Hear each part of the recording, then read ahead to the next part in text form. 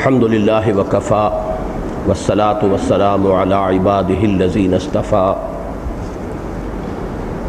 خصوصا علی افضلهم وخاتم النبیین محمد الامین وعلی آلہ وصحبہ اجمعین اما بعد۔ آج ہمیں سورۃ الحاقہ کا مطالعہ کرنا ہے۔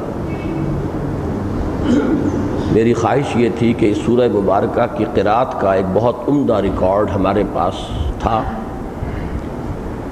قاری محمد عبد الباسط عبد الصمد کا، مرحوم ہو گئے ہیں اب وہ، اور وہ قرأت بھی ان کی دور جوانی کی تھی جب آتش جوان تھا۔ آج تو وہ ہم حاصل نہیں کر پائے ہیں، انشاءاللہ اگلے درس سے پہلے وہ ریکارڈ میں آپ کو سنواؤں گا۔ اس سے آپ کو اندازہ ہوگا کہ قرآن حکیم کی قرأت اور اس میں خاص طور پر اللہ تعالیٰ نے مصری قراء کو جو بہارت عطا فرمائی ہے اس کی کیا تاثیر ہے۔ بہرحال اب ہم اپنے طور پر اس سورہ مبارکہ کے پہلے رکوع کی تلاوت کریں گے۔ اعوذ باللہ من الشیطان الرجیم، بسم اللہ الرحمن الرحیم۔ الحاقہ ما الحاقہ وما ادراک ما الحاقہ کذبت ثمود وعاد بالقارعہ فاما ثمود فاہلکوا بالطاغیہ واما عاد فاہلکوا بریح صرصر عاتیہ سخرها عليهم 7 ليال و8 أيام حسوما فترى القوم فيها صرعا كأنهم أعجاز نخل خاوية فهل ترى لهم من باقية وجاء فرعون ومن قبله والمؤتفكات بالخاطئة فعصوا رسول ربهم فأخذهم أخذة رابية إنا لما طغى الماء حملناكم في الجارية لنجعلها لكم تذكرة وتعيها أذن واعية فإذا نفخ في الصور نفخة واحدة وحملت الأرض والجبال فدكتا دكة واحدة فَيَوْمَئِذٍ وَقَعَتِ الْوَاقِعَةُ وَانشَقَّتِ السَّمَاءُ فَهِيَ يَوْمَئِذٍ وَاهِيَةٌ وَالْمَلَكُ عَلَى أَرْجَائِهَا وَيَحْمِلُ عَرْشَ رَبِّكَ فَوْقَهُمْ يَوْمَئِذٍ ثَمَانِيَةٌ يَوْمَئِذٍ تُعْرَضُونَ لَا تَخْفَى مِنكُمْ خَافِيَةٌ فَأَمَّا مَنْ أُوتِيَ كِتَابَهُ بِيَمِينِهِ فَيَقُولُ هَاؤُمُ اقْرَءُوا كِتَابِيَهْ إِنِّي ظَنَنْتُ أَنِّي مُلَاقٍ حِسَابِيَهْ فَهُوَ فِي عِيشَةٍ رَاضِيَةٍ فِي جَنَّةٍ عَالِيَةٍ قُطُوفُهَا دَانِيَةٌ کلوا واشربوا ہنیئا بما اسلفتم فی الایام الخالیہ واما من اوتی کتابہ بشمالہ فیقول یا لیتنی لم اوت کتابیہ ولم ادر ما حسابیہ یا لیتہا کانت القاضیہ ما اغنی عنی مالیہ ہلک عنی سلطانیہ خذوه فغلوه ثم الجحیم صلوه ثم في سلسلة ذرعها 70 ذراعا فاسلكوه إنه كان لا يؤمن بالله العظيم ولا يحض على طعام المسكين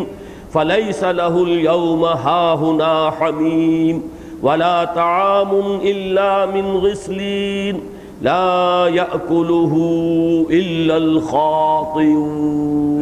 صدق الله العظيم۔ رب اشرح لي صدري ويسر لي أمري واحلل عقدة من لساني يفقهوا قولي۔ اللهم ربنا ألهمنا رشدنا وأعذنا من شرور أنفسنا۔ اللهم أرنا الحق حقا وارزقنا اتباعه وارنا الباطل باطلا وارزقنا اجتنابه اللهم رب زدنا ایمانا وہدا وعلما نافعا وعملا صالحا آمین یا رب العالمین۔ قرآن حکیم میں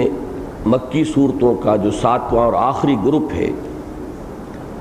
اس کی 2 صورتوں کا ہم مطالعہ کر چکے ہیں، سورۃ الملک اور سورۃ القلم یا سورۃ النون۔ اب یہ تیسری سورہ مبارکہ ہے، سورۃ الحاقہ۔ اس سورہ مبارکہ کی لفظی اور اسلوبی مناسبت 2 صورتوں سے ہے۔ ایک تو سورۃ القارعہ جو آخری پارے میں آئے گی،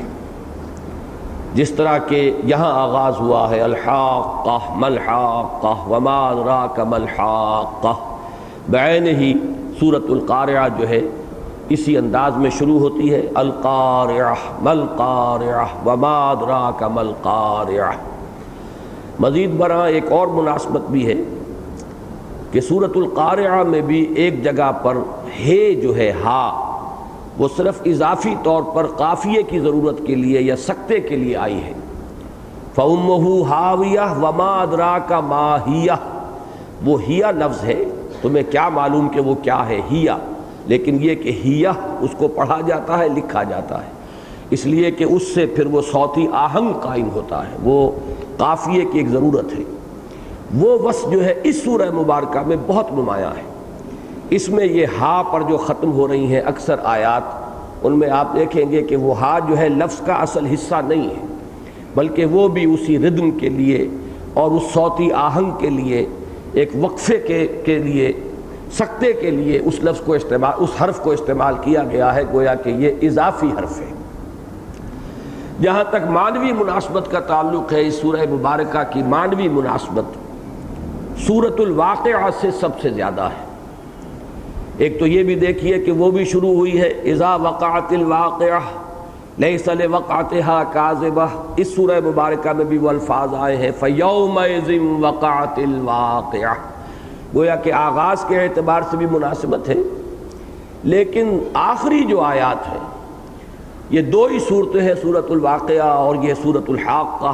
جن کا اختتام ہوا ہے فسبح باسم ربک العظیم۔ تو ابتدا کے اعتبار سے بھی، اختتام کے اعتبار سے بھی لفظی مناسبت۔ اس کے علاوہ یہ کہ سورۃ الواقعہ 3 رکوعوں پر مشتمل ہے، اس کا جو آخری یعنی تیسرا رکوع ہے، اور یہ سورۃ الحاقہ 2 رکوعوں پر مشتمل ہے، تو اس کا آخری رکوع دوسرا رکوع ہے۔ ان دونوں میں تو بڑی گہری مناسبت ہے، قرآن مجید کی عظمت کا بیان، اور پھر تنزیل من رب العالمین، پھر یہ کہ اس کی انہ لحق الیقین، یہ بہت سی جو آیات ہیں معنن جو ہے ان کے اندر بڑی مشابہت ہے۔ تو اس سورہ مبارکہ کا میں نے عرض کیا کہ لفظی مناسبت، ایک تو لفظی اور اسلوبی مناسبت، ایک تو سورۃ القارعہ کے ساتھ ہے اور دوسرے سورۃ الواقعہ کے ساتھ۔ اب ایک خاص مضمون جس کے ضمن میں کہ میں نے اب تک اس گروپ کی صورتوں کے سلسلے میں گفتگو نہیں کی، اور وہ ہے جوڑے جوڑے ہونے کا معاملہ قرآن حکیم کی صورتوں کا۔ پہلی بات یعنی قرآن مجید کی صورتوں کے 7 گروپ، یہ ہمارے سلسلہ درس میں بہت مرتبہ اس کا بیان ہوا ہے، اور میں نے سورۃ الملک کے آغاز میں بھی اس کے جو اہم نکات ہیں وہ پھر دہرا دیے تھے۔ لیکن ایک دوسرا معاملہ جس کی طرف کہ مکتب فراہی جو ہے رحمہ اللہ، مولانا حمید الدین فراہی کا مکتب فکر جو ہے تفسیر قرآن کے ضمن میں قرآن مجید کا ایک داخلی نظم جو خاص طور پر ان کے غور و فکر کا موضوع بنا ہے، اس کے ضمن میں مولانا اصلاحی صاحب نے جو قدم آگے بڑھایا، اس میں یہ صورتوں کے گروپوں کی تعیین بھی ہے، اور مزید یہ حقیقت کہ قرآن حکیم کی اکثر و بیشتر صورتیں جوڑوں کی شکل میں ہیں۔ یہ نسبت زوجیت جو ہے، اس کو پہلے سمجھ لیجئے کہ مراد کیا ہے۔ در حقیقت نسبت زوجیت جو ہے 2 چیزوں کے مابین، اس سے مراد یہ ہے کہ دونوں مل کر کسی مضمون کی تکمیل کر رہی، ایک مضمون ایک صورت میں ہو، دوسرا مضمون دوسری صورت میں، اور دونوں سے مل کر کسی مضمون کی تکمیل ہو، یہ نسبت زوجیت ہے، جس کو آپ انگریزی میں کمپلیمنٹری اور سپلیمنٹری کہتے ہیں۔ 2 چیزیں آپس میں ایک دوسرے کو کمپلیمنٹ کر رہی ہوں یا سپلیمنٹ کر رہی ہوں، اس طرح کا مضامین کا تعلق ہے قرآن مجید کی اکثر و بیشتر صورتوں میں کہ وہ جوڑوں کی شکل میں. ویسے تو کوئی اللہ تعالیٰ کا مستقل قانون جو ہے تخلیق کے ضمن میں یہ معلوم ہوتا ہے کہ وَمِن كُلِّ شَيْءٍ خَلَقْنَا زَوْجَيْن، ہم نے جو شے بھی پیدا کی ہے وہ جوڑوں کی شکل میں پیدا کی ہے. یہ حیوانات میں جوڑوں کا ہونا بالکل نمایاں ہے، نباتات میں بہت نمایاں ہے. اب تو یہ چیزیں جو ہیں بہت آگے، ہماری تحقیق اور ہماری معلومات کا دائرہ اس ضمن میں بہت آگے بڑھ چکا ہے. اور بھی چیزوں میں محسوس ہوتا ہے کہ اللہ کی تخلیق میں یہ کوئی خاص وصف ہے، بلکہ اسی کے حوالے سے ایک بڑی لطیف سی بات ہے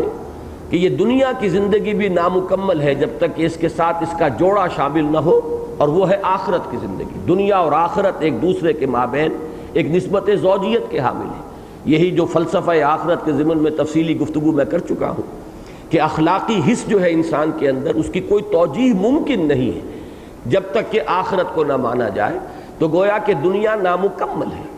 جیسے مرد نامکمل ہے عورت کے بغیر، عورت نامکمل ہے مرد کے بغیر. دونوں در حقیقت ایک مقصد کی تکمیل کرنے والے ہیں. ایسے ہی یہ دنیا اور آخرت ایک دوسرے کے بغیر نامکمل رہیں گے، یہ دونوں مل کر ایک حقیقت کی تکمیل کرتے ہیں. تو یہ معاملہ جو ہے کائنات میں بہت نمایاں ہے. اب اگرچہ اس کو نہ جوڑیے گا اس مضمون کے ساتھ کہ قرآن بھی مخلوق ہے یا نہیں ہے، یہ ایک ہمارے ہاں کا اختلافی مسئلہ ہے، لیکن اس سے قطع نظر یہ کہ قرآن مجید میں بھی نظر آتا ہے کہ یہ نسبت زوجیت اکثر صورتوں میں موجود ہے، کہیں تو بہت نمایاں ہے. جیسے اب یہ جو صورتیں ہم پڑھ رہے ہیں اس وقت، ان سے متصلاً قبل جو جوڑا آیا تھا مدنی صورتوں کا، سورہ طلاق، سورہ تحریم، دونوں کا آغاز یا ایھا النبی یا ایھا النبی. دونوں کا موضوع مسلمانوں کی معاشرتی زندگی، عائلی زندگی، گھریلو زندگی، شوہر اور بیوی کے مابین تعلق. ایک انتہا اس کی یہ ہے کہ عدم موافقت ہو جائے تو طلاق تک نوبت آ جائے، وہ سورہ طلاق کا مضمون ہے. دوسری انتہا یہ ہے کہ باہمی محبت اتنی ہو جائے کہ ایک دوسرے کی دلجوئی کی وجہ سے دین کے احکام میں خلل آنے لگے، یہ دوسری انتہا ہے، یہ مضمون ہے سورہ تحریم کا.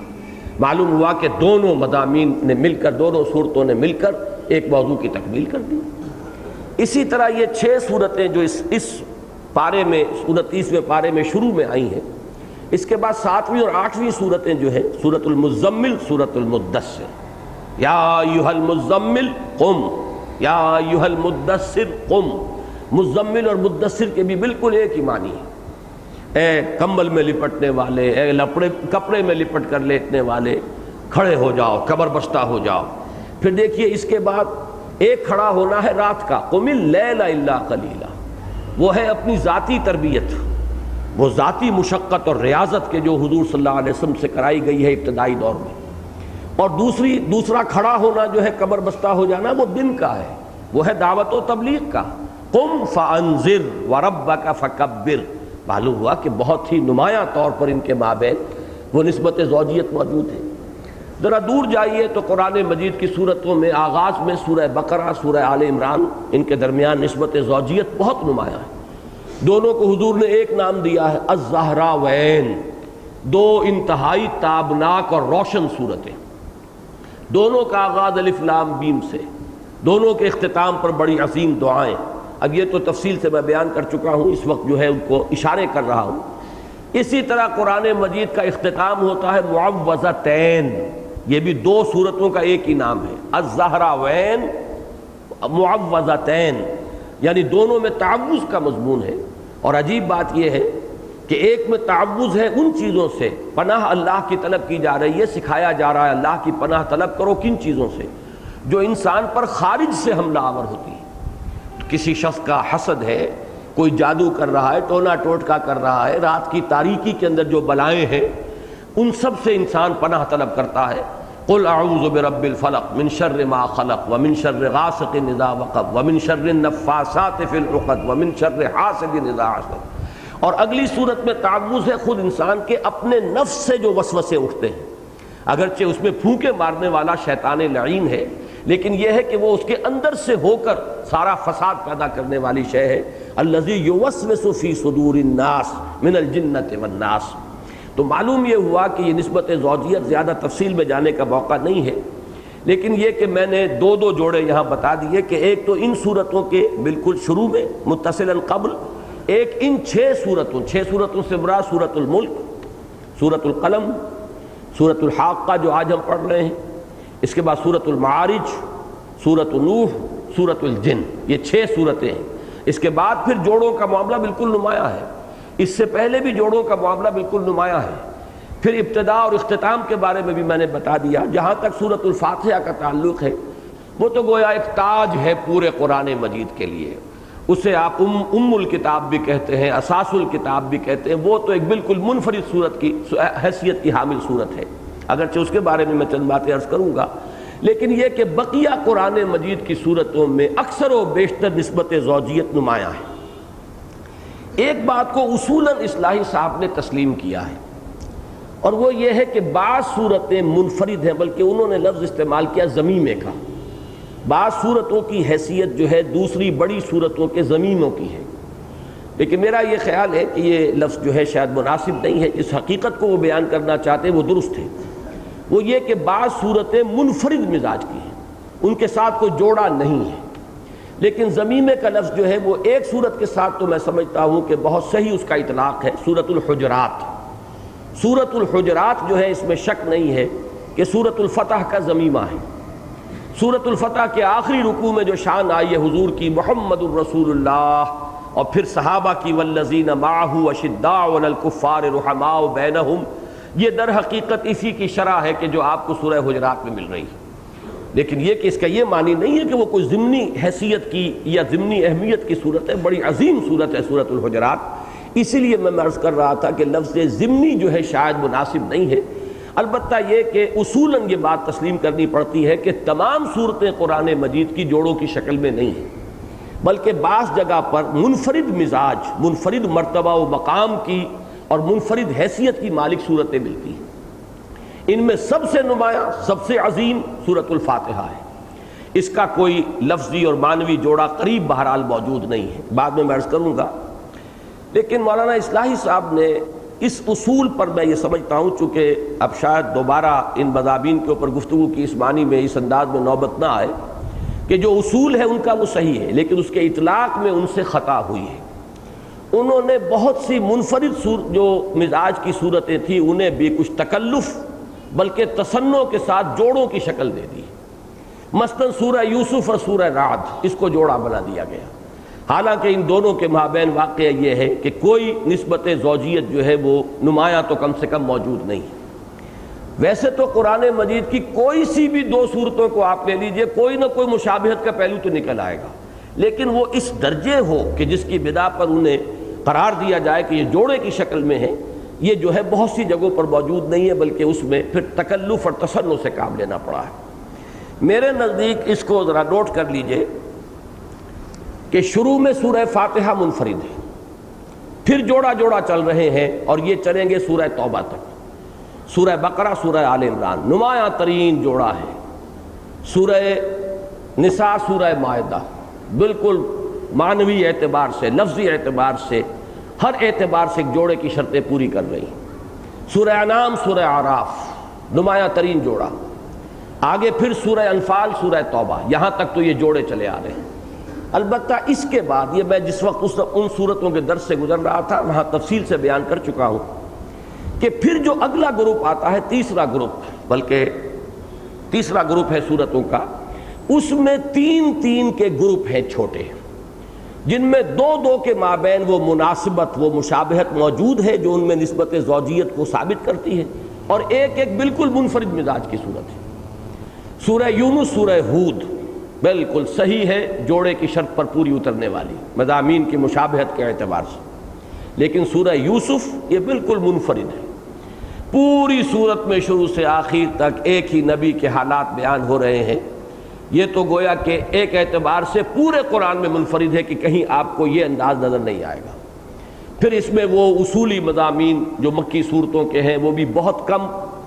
انباء الرسل کا کوئی سرے سے ذکر ہی نہیں، ایک نبی کے حالات زندگی، ان کی شخصیت، ان کا کردار، ان کی نیکی، ان کا علم، ان کا حلم،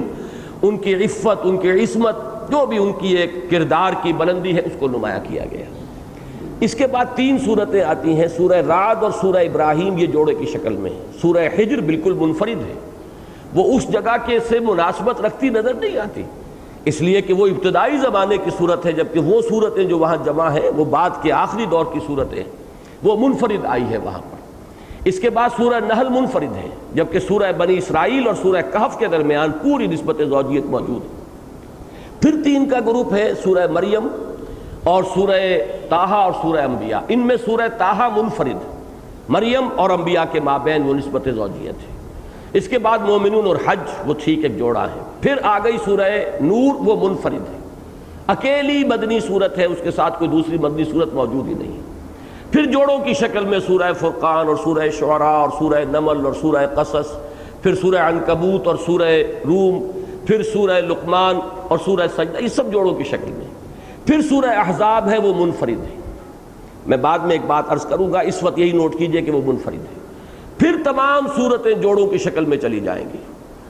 ان میں ایک صورت سورہ یاسین ہے، جس کا میں نے جب میں درس دے رہا تھا تو عرض کیا تھا وہ قلب کے مانند ہے، قرآن مجید کا قلب قرار دیا حضور نے صلی اللہ علیہ وسلم، اور اس کا بھی کوئی جوڑا نہیں ہے قرآن میں، وہ منفرد ہے۔ آگے چلیں گے تو پھر جوڑے ہیں۔ پھر سورہ حجرات، جو میں عرض کر چکا ہوں کہ سورہ فتح کا گویا کہ وہ ایک ضمیمہ کہہ لیجئے، اس اعتبار سے کہ اس کے ایک مضمون کی تفصیل کی گئی ہے، اگرچہ اس میں مسلمانوں کی حیات ملی کے لیے جو رہنما اصول آ گئے اس کے اعتبار سے وہ قرآن حکیم کی اہم ترین صورتوں میں سے ہے،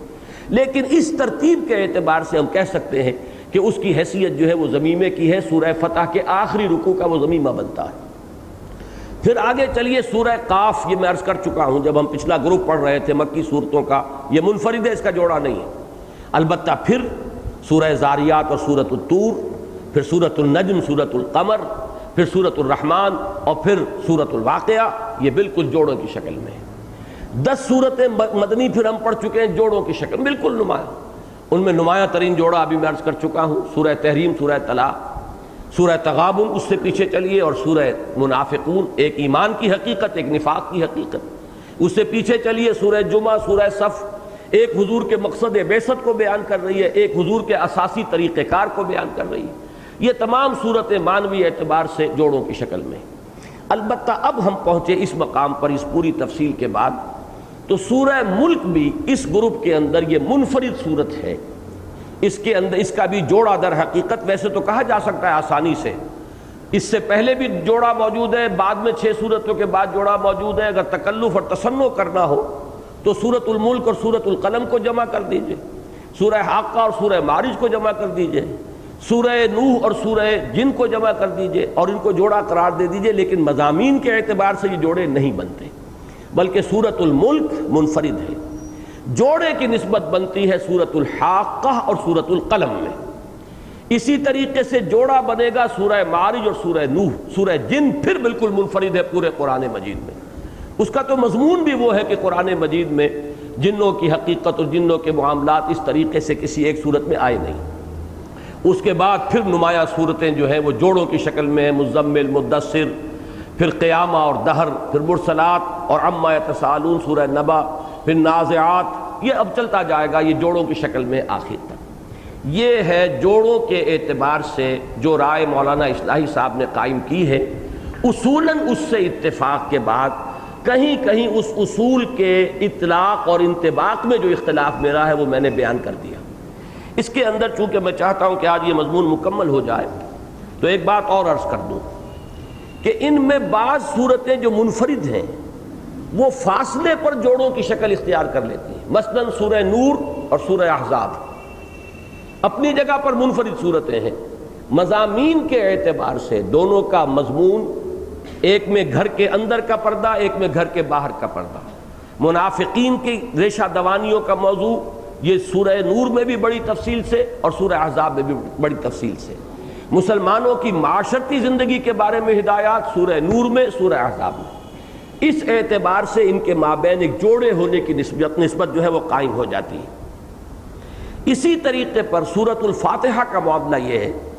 کہ اگر آپ غور کریں گے تو ویسے تو معوذتین میں جوڑا ہے سورہ فلق اور سورۃ الناس، لیکن سورۃ الناس کے مضمون اور سورۃ الفاتحہ کو جوڑیے تو ان میں بڑی گہری مناسبت ہے۔ قل اعوذ برب الناس، اب دیکھیے یہاں پہ اللہ تعالیٰ کا جو تعارف ہو رہا ہے وہ 3 الفاظ سے، قل اعوذ برب الناس ملک الناس الہ الناس. یہ تعوذ ہے، اور تعوذ بھی در حقیقت عبادت ہی کی ایک شکل ہے. ہم پناہ مانگتے ہیں اس ہستی کی جسے ہم یہ سمجھتے ہیں کہ وہ ہمیں پناہ دینے پر قادر ہے، وہ علی کل شیء قدیر ہے، وہ ہر آن ہمارے ساتھ ہے، وہ ہماری حفاظت کر سکتا ہے. اب یہی در حقیقت تصور ہے عبادت کا، اسی ہستی کی ہم عبادت بھی کرتے ہیں. تو گویا کہ ریسیپروکل ہو گیا معاملہ. قرآن مجید میں سورہ فاتحہ میں اللہ کا تعارف میں سب سے پہلے لفظ رب آیا ہے، الحمد للہ رب العالمین. پھر آگے چل کر ملک کا لفظ آئے گا، مالک یوم الدین. مالک اور ملک میں کوئی فرق نہیں ہے، بلکہ یہ کہ یہ 2 قرأتیں بھی ہیں. آپ نے قاری عبدالباسطی کا ذکر میں نے آج شروع میں کیا تھا، ان کی ایک بڑی پیاری قرأت ہے سورہ فاتحہ کی ملک یوم الدین کے ساتھ. تو مالک اور ملک لکھے بھی ایک طریقے سے جاتے ہیں. پھر الہ الناس، اور الہ وہ ہے جس کی عبادت کی جائے، ایاک نعبد و ایاک نستعین. معلوم یہ ہوا کہ مضامین کے اعتبار سے سورہ فاتحہ کا بھی ایک ربط جو ہے گویا کہ اول و آخر کے درمیان، پہلی سورہ سورہ فاتحہ، آخری سورہ سورۃ الناس، اور ان کے مابین بھی بڑی گہری مناسبت ہے. اسی طریقے سے میں نے عرض کیا کہ سورۃ یوسف اور سورۃ طٰہٰ یہ دونوں بھی منفرد ہیں، لیکن اس اعتبار سے ان دونوں میں ایک نسبت قائم ہوتی ہے زوجیت کی. سورہ یوسف بھی پوری کی پوری ایک نبی کے حالات پر، سورہ طٰہٰ میں بھی تقریباً اس کا اکثر حصہ ایک رسول کے حالات پر، حضرت موسیٰ علیہ السلام، وہاں حضرت یوسف. نسبت معنوی کیا ہے کہ حضرت یوسف کے زمانے میں بنی اسرائیل مصر میں داخل ہوئے اور آباد ہوئے. حضرت موسیٰ علیہ السلام کے زمانے میں یہ بنی اسرائیل جو ہے وہ مصر سے نکلے جان بچا کر، اور اللہ تعالیٰ نے ان کی گویا کہ ایک طرح سے دستگیری فرمائی حضرت موسیٰ کی بعثت کے ذریعے سے. تو ایک معنوی ربط جو ہے ان دونوں صورتوں کے مابین قائم ہو جاتا ہے. تو جو اکثر و بیشتر یہ صورتیں ہیں کہ جو اگرچہ اپنی جگہ پر وہ منفرد ہیں، لیکن ان کے درمیان ایک ربط و تعلق. اسی طریقے سے سورہ یاسین اور سورہ قاف کے مضامین میں بھی ان کا ردم، ان کے مضامین کی جامعیت، اس کے اندر بھی ایک ربط قائم ہوتا ہے. تو میں نے وہ باتیں آج آپ کے سامنے عرض کر دی ہیں کہ جو اصلاً تو یہ فراہی مکتبہ فکر کی بات ہے، اور حق بحقدار رسید اس کا ہر وقت جب تذکرہ ہونا چاہیے انہی کے حوالے سے ہونا چاہیے. قرآن مجید پر اس اعتبار سے غور و فکر کا آغاز، اگرچہ شروع میں بھی ہمارے متقدمین میں سے بھی بعض نے نظم قرآن کے بارے میں کچھ گفتگو کی ہے، لیکن بڑی سرسری کی ہے، اس میں کہیں زیادہ تفصیل میں گہرائی میں وہ نہیں گئے. اور یہ بات جان لیجئے، بعض حضرات کے دل میں ایک شبہ پیدا ہو سکتا ہے کہ اس کا مطلب یہ ہے کہ ہمارے متقدمین اور سلف صالح جو ہیں شاید ان سے بھی آگے اس دور کے لوگ بڑھ سکتے ہیں. تو یہ بات قطعی طور پر ثابت ہے حضور کے اس قول مبارک کی روح سے کہ حضور نے فرمایا کہ لا تنقضی عجائبہ، اس قرآن کے عجائب کبھی ختم نہیں ہوں گے، ولا یشبع منہ العلماء، اور اہل علم اس سے کبھی سیر نہ ہو سکیں گے. تو کسی بھی شخص کے بارے میں آپ یہ نہ سمجھیے کہ وہ تفسیر قرآن کے ضمن میں آخری بات کہہ چکا ہے. یہ ضرور ہے کہ جہاں تک احکام کا تعلق ہے، احکام دین کا، چونکہ اس کی بنیاد زیادہ تر جو ہے وہ محمد الرسول اللہ کے عمل پر ہے صلی اللہ علیہ وسلم. اس کی اصل بنیاد ہے سنت رسول صلی اللہ علیہ وسلم. قرآن مجید میں احکام بہت ہی اختصار کے ساتھ، بہت ہی اجمال کے ساتھ، اور یوں سمجھیے کہ پورے قرآن کا 20واں حصہ بمشکل بنے گا، یعنی 30 پاروں میں سے 1.5 پارے سے زیادہ کے نہیں ہو سکتی وہ آیات کہ جن میں احکام ہیں جو کہ شریعت کے احکام کہلاتے ہیں. تو وہ احکام کا جہاں تک تعلق ہے اس میں تو آپ پیچھے کی طرف چلیے، دوڑ پیچھے کی طرف ہے گردش ایام، تو اسلاف کی طرف جائیے، اسلاف سے آگے اور بڑھیے، اور پیچھے جائیے صحابہ تک جائیے، اور پیچھے جائیے محمد الرسول اللہ صلی اللہ علیہ وسلم کی ذات مبارک تک. تو جہاں تک احکام شریعت کا تعلق ہے اس میں ہمیں پیچھے دیکھنا ہے اور پیچھے ہی کی طرف جانا ہے، یہاں تک کہ ما انا علیہ و اصحابی، جس پر میرا عمل ہے اور میرے صحابہ کا عمل ہے. اللہ ہمیں توفیق دے کہ ہم پیچھے ہٹتے ہٹتے وہاں تک پہنچ جائیں. لیکن جہاں تک حکمت کا، علم کا، معرفت کا، فلسفے کا، سائنٹیفک جو فینومینا ہے، فزیکل فینومینا ہے، یہ جو مظاہر فطرت ہیں، ان کی توجیہ، ان کے ضمن میں سائنس نے جو مواد ہمیں دیا ہے اس میں ظاہر بات ہے ہمیں آگے سے آگے جانا ہوگا. ظاہر بات ہے امام رازی جو اس دور میں تفسیر لکھ رہے ہیں کہ جبکہ ابھی معلومات فزکس اور کیمسٹری اور زوالوجی اور باٹنی اور یہ جو بھی ہماری علم فلکیات ہے، ایسٹرونومی، معلومات بہت کم تھی، اکثر و بیشتر اسپیکولیشنز تھی. تو یہ جو پہلو ہے قرآن مجید میں جہاں اشارات آئے ہیں ان مضامین کے بارے میں،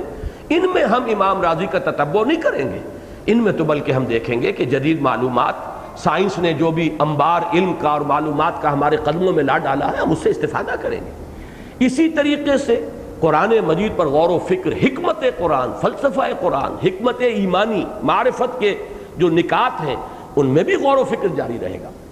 اس میں نے ایک تو آپ کو اس حدیث سے حوالہ دیا، کیونکہ ہمارے ہاں بعض لوگوں کے ذہن میں اس اعتبار سے بڑی تنگی ہے کہ یہ فلاں، ہم تو صاحب جو بھی بات پچھلوں نے کہہ دی ہے اس سے آگے کوئی بات ہم نہیں کر سکتے، گویا کہ اس کو پھر وہ سب سے بڑی گالی بھی دے دیتے ہیں کہ یہ تفسیر بالرائے ہے، کہ آپ اپنی رائے سے قرآن مجید میں کلام کر رہے ہیں. تو اس اعتبار سے میں نے ایک تو اس حدیث کا حوالہ دیا، اور دوسرے میں آپ کو ریفر کرنا چاہتا ہوں بیہقی وقت جو اس دور کے مانے گئے، کم سے کم حلقہ دیوبند میں تو یہ شے مسلم ہے علماء دیوبند کے حلقے میں کہ بیہقی وقت کا مقام ہے مولانا انور شاہ کاشمیری رحمۃ اللہ علیہ کا، یعنی حدیث اور فقہ میں یہ اس دور کے امام تھے. اور انہوں نے اس پر بڑی خوبصورت تحریر لکھی ہے کہ تفسیر بالرائے کے ضمن میں یہ غلط خیال لوگوں کے ذہن میں پیدا ہو گیا ہے. آخر قرآن مجید کے علم کے اندر جو ہے وہ جو نئے نئے نکات ہیں، انسان علم کی بنیاد پر، ایک زبان کی بنیاد پر باتیں کرے، دلیل کے ساتھ کرے، اس کے جو مزید معانی ہیں اس کے اندر،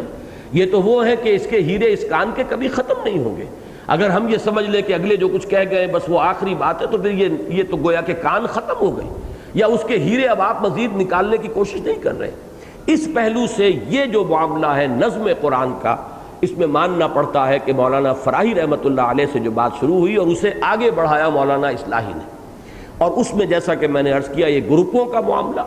پھر یہ جوڑوں کا معاملہ، اصولی اعتبار سے مجھے کامل اتفاق ہے. اور بعض صورتوں کے منفرد ہونے کے ضمن میں بھی مولانا اصلاحی صاحب کا قول جو ہے وہ میں آپ کو سنا چکا ہوں. البتہ یہ کہ اس اصول کے اطلاق اور انطباق میں وہ اختلاف رائے کی بات ہے. مجھے ان سے اختلاف ہے کہ بعض جگہ پر انہوں نے اس کو نظر انداز کر دیا ہے کہ منفرد صورتوں کو بھی انہوں نے جوڑوں میں جب ڈالنے کی کوشش کی ہے تو اس میں صرف تکلف نہیں، تصنع تک کی بات آ گئی. اور یہ بات مجھ سے بعض اور حضرات نے بھی کہی کہ یہ تو اگر اس طرح کی ہم نسبت زوجیت نکالنے لگے تو یہ تو قرآن مجید کی ہر دو صورتوں کے بابین نکل آئے گی. اور مجھے ان حضرات کی اس بات کے اندر کچھ وزن معلوم ہوا، اور میں نے اس لیے تفصیل سے یہ بات کر دی ہے کہ ایسا نہیں ہونا چاہیے کہ اس کی وجہ سے اس اصول کو ٹوٹلی ریجیکٹ کر دیا جائے. ہوتا یہ ہے کہ یا تو انسان قبول کرتا ہے تو بالکل لیا کرتا ہے کسی شے کو، اور رد کرتا ہے تو وہ بھی کل کا کل رد کر دیتا ہے. میرے نزدیک اصولاً یہ بات صحیح ہے، غور و فکر جاری رہنا چاہیے. کن کن کے درمیان وہ صحیح معنی میں نسبت زوجیت ہے اس کے اوپر غور و فکر ہو. تو اس کے ضمن میں جو میری رائے ہے وہ میں آپ حضرات کو بتا چکا. اب ذرا اس درس کے اعتبار سے سمجھیے، سورۃ الملک بڑی اپنی جگہ پر ایک منفرد مزاج کی صورت ہے. البتہ سورہ قلم اور سورہ حاقہ کے مابین کیا نسبت زوجیت ہے اس کو سمجھیے. اول تو یہ کہ حضور صلی اللہ علیہ وسلم پر مجنون ہونے کا آپ الزام کہیں یا ایسے اشتباہ کہیں، یہ معاملہ سورہ قلم میں ہے.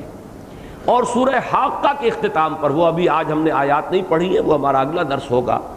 اس میں در حقیقت اسی مضمون کو لائے ہیں اس پہلو سے کہ یہ قرآن فلا اقسم بما تبصرون وما لا تبصرون انہ لقول رسول کریم، یہ تو ایک بڑے برگزیدہ اور باعزت فرشتے کا لایا ہوا کلام ہے. وما ہوا بقول شاعر قلیلا ما تؤمنون ولا بقول کاہن قلیلا ما تذکرون، یہ نہ کسی شاعر کا قول ہے اور کلام ہے، نہ کسی کاہن کا قول اور کلام ہے. اور یہ میں آپ کو بتا چکا ہوں کہ یہ در حقیقت دونوں الفاظ وہ تھے کہ جو مکالمہ ہوا تھا کفار مکہ کا ولید بن مغیرہ کے ساتھ کہ ہم جو یہ تو شاعر کا کلام ہے. اس نے کہا نہیں، میں شعراء کے کلام کو پہچانتا ہوں، محمد جو کلام پیش کر رہے ہیں وہ شعر نہیں ہے، وہ شاعری نہیں ہے، شعراء کا کلام سے اس کو کوئی مناسبت نہیں. پھر یہ بات کہی گئی پھر کاہن کا کلام ہے، ہمیں کہنا چاہیے وہ کاہن ہے. اس پر بھی اس نے بڑی ہی یوں سمجھیے کہ حق پرستی کا ثبوت دیا اور حق گوئی کا مظاہرہ کیا کہ نہیں نہیں ہرگز نہیں، میرے تو کاہنوں سے دوستی ہے، بہت سے بڑے بڑے کاہنوں سے میں ملا ہوں، ان کا کلام اور ہوتا ہے، یہ اور ہے، وہ تو ذو معنی باتیں کرتے ہیں جن کے کئی کئی مطلب نکل سکیں، اور یہ کلام جو ہے یہ تو بالکل صریح واضح اور یہ کاہنوں کے کلام سے مناسبت نہیں رکھتا۔ تو یہ در حقیقت اس اعتبار سے قرآن مجید کے ضمن میں جو بات جو شک کی گئی ظاہر کیا گیا تھا اس کا ازالہ، اور وہاں حضور پر مجنون ہونے کا جو شک ظاہر کیا گیا اس کا ازالہ، یہ ان دونوں صورتوں کے مابین ایک وجہ مناسبت ہے۔ نمبر 2، یہ عقیدہ آخرت کا معاملہ سورہ قلم میں جیسا کہ میں تفصیل سے عرض کر چکا ہوں، ایک تو ایک فلسفے کی حیثیت سے ایک تمثیل کے پیرائے میں لایا گیا، افنجعل المسلمین کالمجرمین ما لکم کیف تحکمون، یہ تو فلسفہ ہے، اور وہ تمثیل کذالک العذاب ولعذاب الآخرۃ اکبر لو کانوا یعلمون۔ اس کے بعد نہ تو آخرت کے احوالوں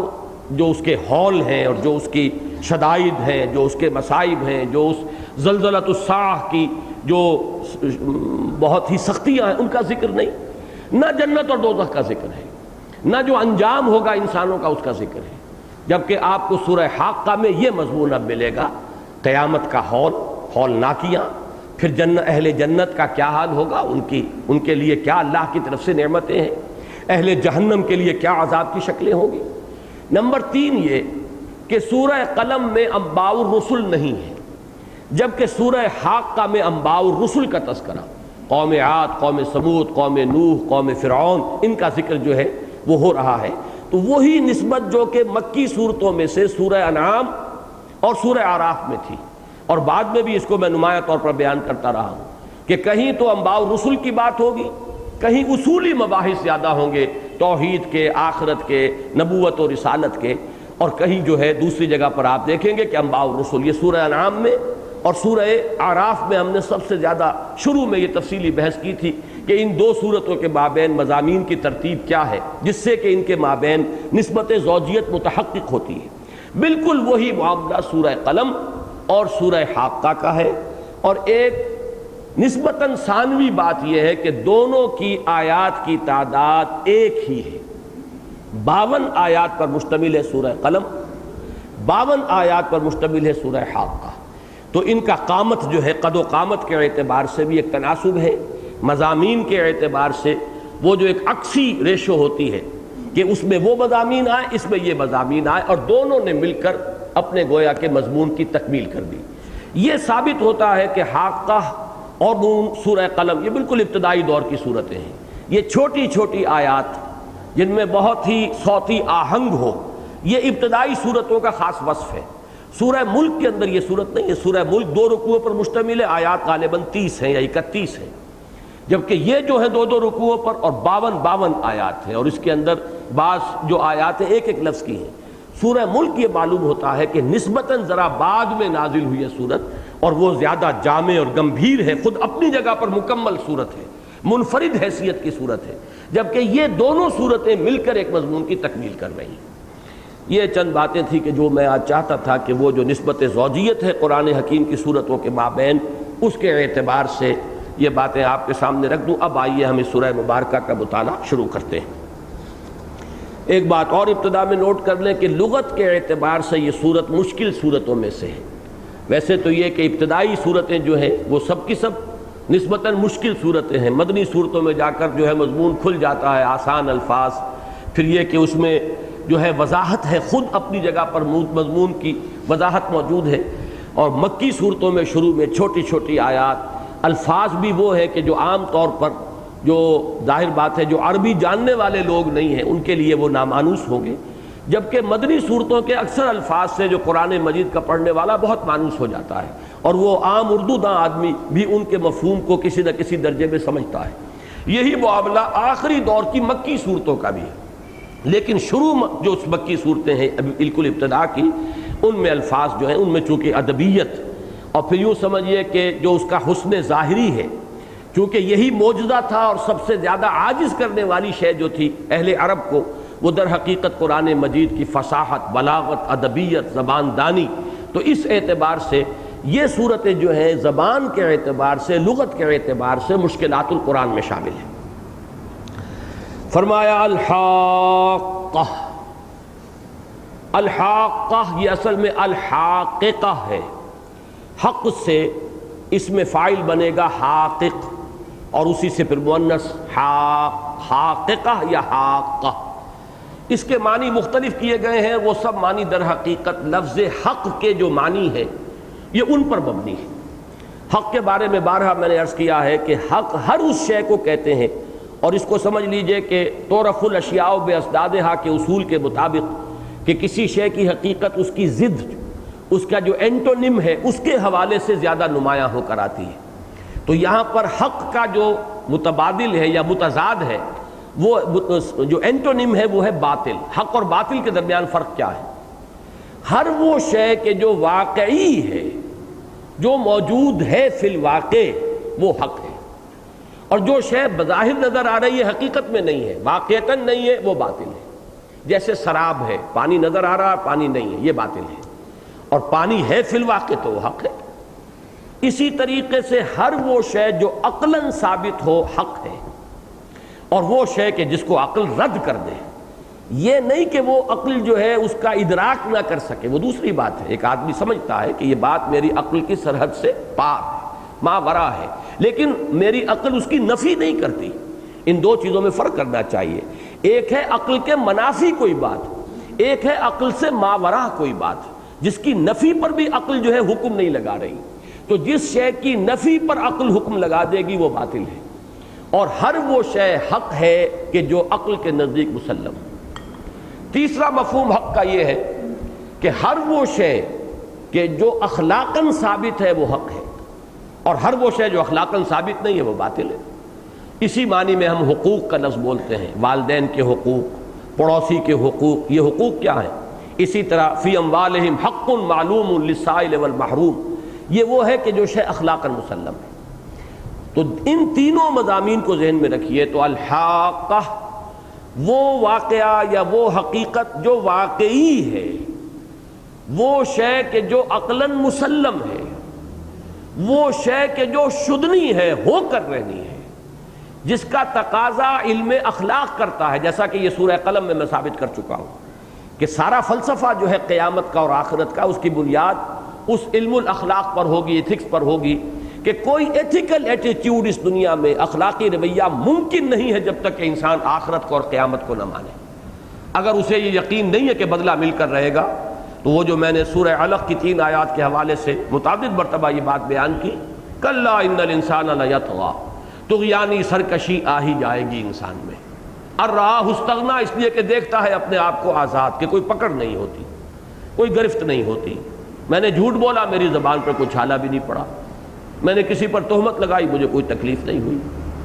اسی طریقے سے میں نے حرام خوری کی ہے، مجھے کوئی تکلیف نہیں ہوئی، رچ پچ گیا ہے دنیا کے اندر، میری عزت ہے، میرا مقام ہے۔ اس لیے آدمی بڑھتا چلا جاتا ہے طغیانی میں، سرکشی میں، دست درازی میں، تعدی میں، ظلم میں، عدوان میں۔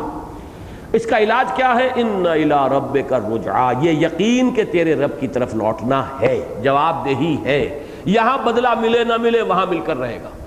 یہاں تمہاری جانثاریوں کا کوئی بدلہ ملا یا نہیں ملا، اللہ کے دین کی جو خدمت کی تم نے،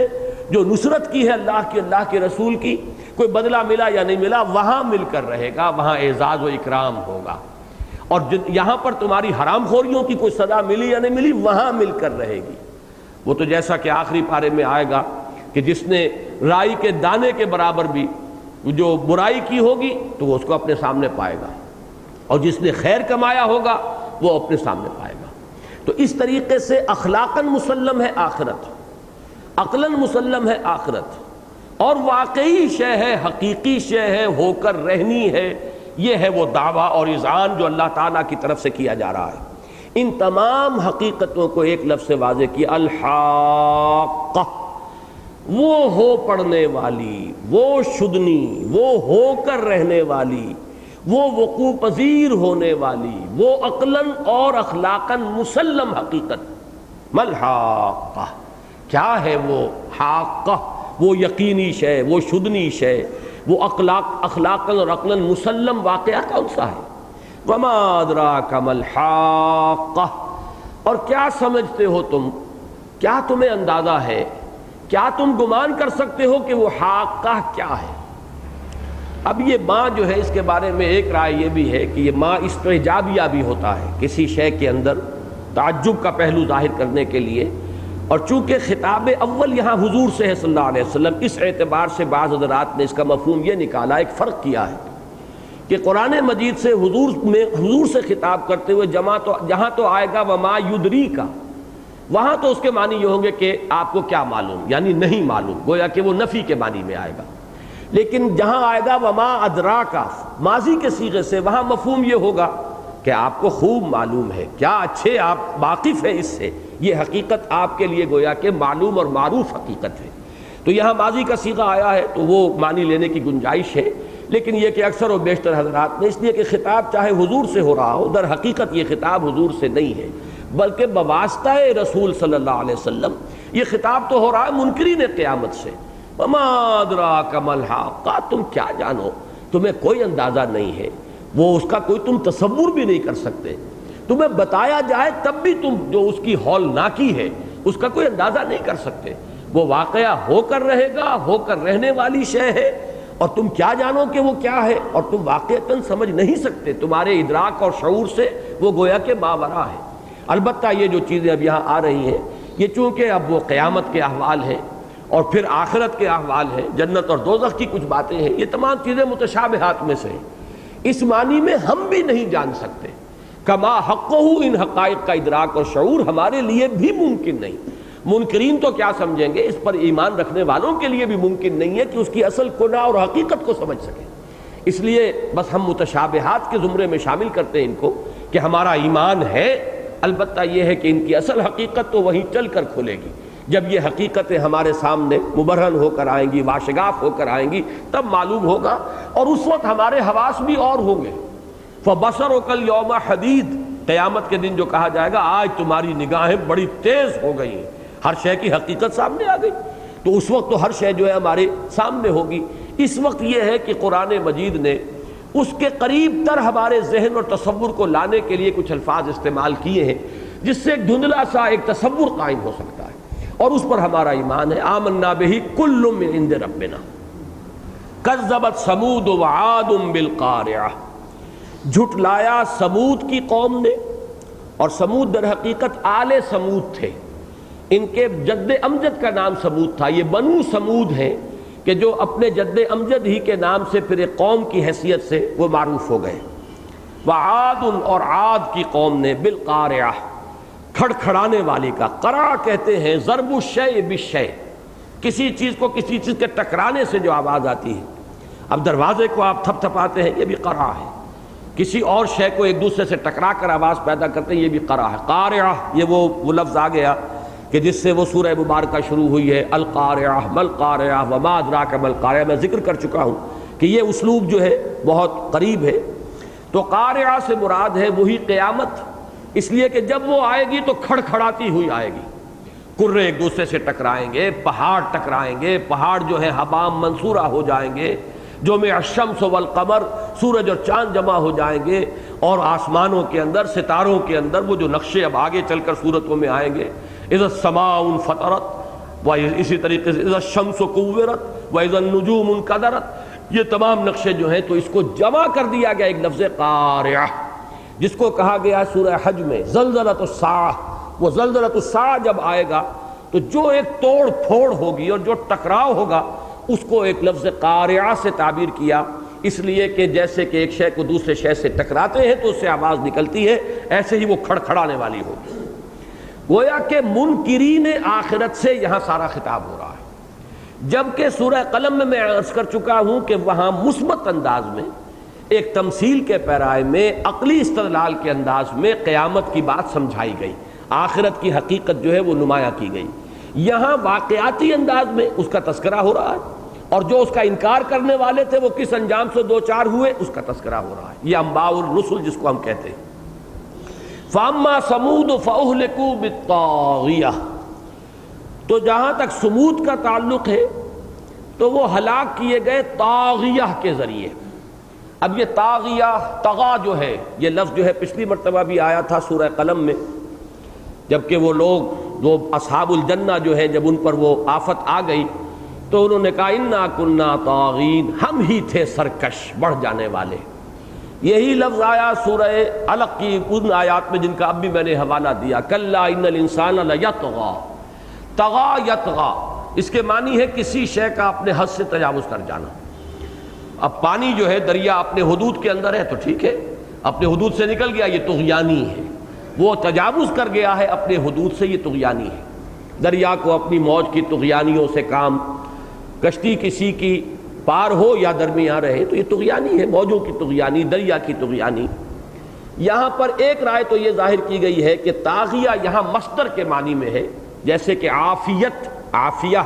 یہ بھی مصدر ہے، تو طاغیہ بھی مصدر ہے، اس سے مراد ہے سرکشی۔ مراد کیا ہے کہ سمود ہلاک کیے گئے بالطاغیہ، یہاں با ہوگا سببیہ، کہ اپنی طغیانی کے سبب سے ہلاک کیے گئے۔ جہاں تک لفظاً ہے امکان یہ بھی موجود ہے، یہ رائے جو ہے ویلڈ ہے اور لفظی اعتبار سے اس پر کوئی اعتراض وارد نہیں کیا جا سکتا کہ سمود ہلاک کیے گئے اپنی طغیانی اور سرکشی کے باعث سببی۔ لیکن یہ کہ آگے جو عاد کا ذکر ہو رہا ہے فَأُهْلِكُوا بِرِيحٍ صَرْصَرٍ عَاتِيَةٍ، وہ ہلاک کیے گئے ایک باد صرصر کے ذریعے سے جو انتہائی تند و تیز تھی۔ تو اس کے ساتھ جو مناسبت پیدا ہوتی ہے اس کے حوالے سے اکثر مفسرین کی رائے یہ ہے کہ یہاں طاغیہ سے مراد ہے کوئی بھی فطری شے جو اپنے حد سے تجاوز کر جائے اور اس کا حد سے تجاوز کر جانا لوگوں کی ہلاکت کا سبب بن جائے۔ مثلاً دریا ہے، اپنے حد میں بہہ رہا ہے تو وہی ایک نعمت ہے، اسی سے آبپاشی کا نظام ہے، وہی ہماری اس کرۂ ارضی کے اوپر زمین پر جو حیات ہے اس کا مصدر اور منبع یہی پانی ہے۔ یہی جب آگے بڑھ گیا اور اسی نے قوموں کو غرق کیا، یہی پانی قوم نوح کی ہلاکت کا ذریعہ بن گیا۔ ہوا ہے ہماری زندگی کے لیے ضروری ہے، اللہ کی بہت بڑی نعمت ہے۔ یہی ہوا جب تندی اور تیزی اختیار کرتی ہے اور سخت آندھی اور حاصب بنتی ہے اور اس کے اندر پتھر اور روڑے اور کنکر آتے ہیں اور گولیوں کا بلٹس کا کام کرتے ہیں، یہی جو ہے وہ ہلاکت کا سبب بن جاتی ہے۔ تو ہر شے جب اپنی حد سے تجاوز کرتی ہے، یعنی اس دنیا میں اللہ تعالیٰ نے قوموں کو جو ہلاک کیا ہے تو یہی فینومینا آف دی نیچر ہے، جن میں سے کسی کو حد اعتدال سے بڑھا دیا۔ یوں سمجھیے کہ جیسے گھوڑے کی اگر لگام کھینچی ہوئی ہو اور مالک جو ہے جو بیٹھا ہوا ہے سوار اس کے اوپر، وہ اس پر قابو یافتہ ہے تو وہ گھوڑا مالک کی مرضی کے مطابق چلے گا، اور ذرا سی ڈھیل دے دیجئے تو پھر وہ اپنی رفتار سے جو بڑھے گا تو نہ معلوم وہ کیا اس کے ذریعے سے ہلاکت آئے، کیا خرابی آئے۔ اسی طرح ان تمام عناصر طبعیہ کو اللہ تعالیٰ نے ایک توازن کے اندر رکھا ہوا ہے۔ اس کو کئی جگہ کہا بھی گیا ہے کہ ہم حساب سے نازل کرتے ہیں، رزق کو بھی نازل کرتے ہیں، بارش برساتے تو حساب سے برساتے ہیں، بارش کو ہی اگر زیادہ کر دیا جائے تو وہی تباہی اور ہولناکی اور سیلاب اور مکانوں کے گر جانے کا سبب بن جاتی ہے۔ تو یہاں بھی مراد ہے طاغیہ سے کہ وہ عذاب جو آیا اور سمود پر جو عذاب آیا اس کے بارے میں دو آراء ہیں۔ ایک تو یہ کہ یہ زلزلہ تھا بہت سخت، اور یہ زلزلہ جو ہے اس نے اس قوم سمود کو جو ہے ہلاک کیا ہے، رجفہ۔ اور ایک یہ ہے کہ یہ صاعقہ تھا بہت زور کا، اور یہ ذہن میں رکھیے آواز بھی جب حد سے تجاوز کرتی ہے ہلاکت کا ذریعہ بن جاتی ہے۔ اس کا کبھی ہلکا ہلکا سا اندازہ ہوتا ہے جب نماز ہم پڑھ رہے ہوں اور لاؤڈ سپیکر کے اندر وہ آواز شروع ہو جائے، اور بسا اوقات ایسا ہوتا ہے کہ مسلسل وہ گونج بڑھتی چلی جاتی، تو واقعہ یہ ہے کہ جان پر بن جاتی ہے آدمی کی، اور یہ کیا شے ہے بیچاری۔ لیکن یہی آواز ہے کہ جو در حقیقت، اور جیسا کہ اب آئے گا جب وہ سور میں پھونکا جائے گا اور وہ جو آخری ہلاکت ہونی ہے وہ بھی ایک آواز کے ذریعے سے ہوگی۔ یہی آواز جو ہے جو بڑی خوبصورت بھی ہو سکتی ہے، بڑی آپ کے لیے فرحت بخش بھی ہو سکتی ہے، اس میں ترنم بھی ہو سکتا ہے، اس میں موسیقی بھی ہو سکتی ہے، لیکن یہی آواز ہلاکت جب ایک حد سے تجاوز کرے گی ہلاکت کا سبب بن جائے گی۔ یہ جو ہندوؤں کے ہاں ایک تصور ہے دیپک راگ، جس سے یہ سارا ایک وابستہ ہے، کہانی کے درجے میں ہے یا حقیقت واقعی ہے تو اللہ ہی کو معلوم ہے کہ موسیقی کے ذریعے سے آگ لگائی جا سکتی ہے، اور یہ بات سمجھ میں آتی ہے، سائنٹیفیکلی یہ بات غلط نہیں ہے۔ یہی آواز ساؤنڈ ویوز ہیں، ان کی اگر اسٹرینتھ زیادہ ہو جائے تو یہ چھت کے ساتھ ٹکرا کر اس میں ایسا ارتعاش پیدا کر سکتی ہے کہ چھت گر پڑے، اس لیے کہ وہی فزیکل انرجی ان ساؤنڈ ویوز کے اندر موجود ہے۔ یہی ساؤنڈ ویوز جو ہے ان کی کوئی خاص فریکوینسی اور کوئی خاص اسٹرینتھ جو ہے وہ آگ لگانے کا سبب بن سکتی ہے، ذریعہ بن سکتی ہے۔ یہی ساؤنڈ ویوز ہے کہ جو قیامت کا ذریعہ بنیں گے، فَإِذَا نُفِخَ فِي الصُّورِ نَفْخَةٌ وَاحِدَةٌ، وہ ایک ہی چیخ اور دہاڑ ہوگی جس سے کہ وہ زلزلہ آ جائے گا اور وہ توڑ پھوڑ ہوگی، اور وہ جو ایک موت جو ہے عمومی وہ طاری ہو جائے گی۔ اس لیے طاغیہ ہر وہ شے ہے، چاہے وہ عناصر فطرت میں سے ہو، چاہے وہ مظاہر فطرت میں سے ہو، جب وہ اپنے حد سے تجاوز کر کے اور شدت اختیار کرتی ہے تو وہ ہلاکت اور بربادی کا ذریعہ بن جاتی ہے۔ قوم سمود کے لیے یا تو وہ صاعقہ تھا اور یا رجفہ، اور یہ دونوں چیزیں ساتھ ملی بھی ہوتی ہیں کہ گرج اور کڑک بھی ہو اور اسی کے ساتھ زلزلہ بھی آ رہا ہو۔ بہرحال فَأَمَّا ثَمُودُ فَأُهْلِكُوا بِالطَّاغِيَةِ وَأَمَّا عَادٌ فَأُهْلِكُوا بِرِيحٍ صَرْصَرٍ عَاطِيَةٍ، اور جہاں تک عاد کا تعلق ہے، یہ اما جو ہے یہ اس معنی میں آتا ہے as far Thamud they were destroyed by طاغیہ، and as for عاد تو اس طریقے سے یوں سمجھیے اما کا معنی۔ اور ہم بھی جب تقریر شروع کرتے ہیں اما بعد، اب ہم نے جو بھی اللہ کی حمد کرنی تھی وہ کر لی، اور اللہ کے رسول صلی اللہ علیہ وسلم پر درود اور سلام بھیجنا تھا وہ بھیج دی، اما بعد اب اس کے بعد ہماری گفتگو شروع ہو رہی ہے۔ تو یہ اما کا لفظ جو ہے اس معنی میں عربی زبان کے اندر یہ اس گفتگو کے دوران اس مفہوم میں آتا ہے۔ فاما سمود، تو جہاں تک سمود کا معاملہ ہے، رہے سمود، یہ اس طرح بھی ہم اردو میں کہتے ہیں رہے سمود،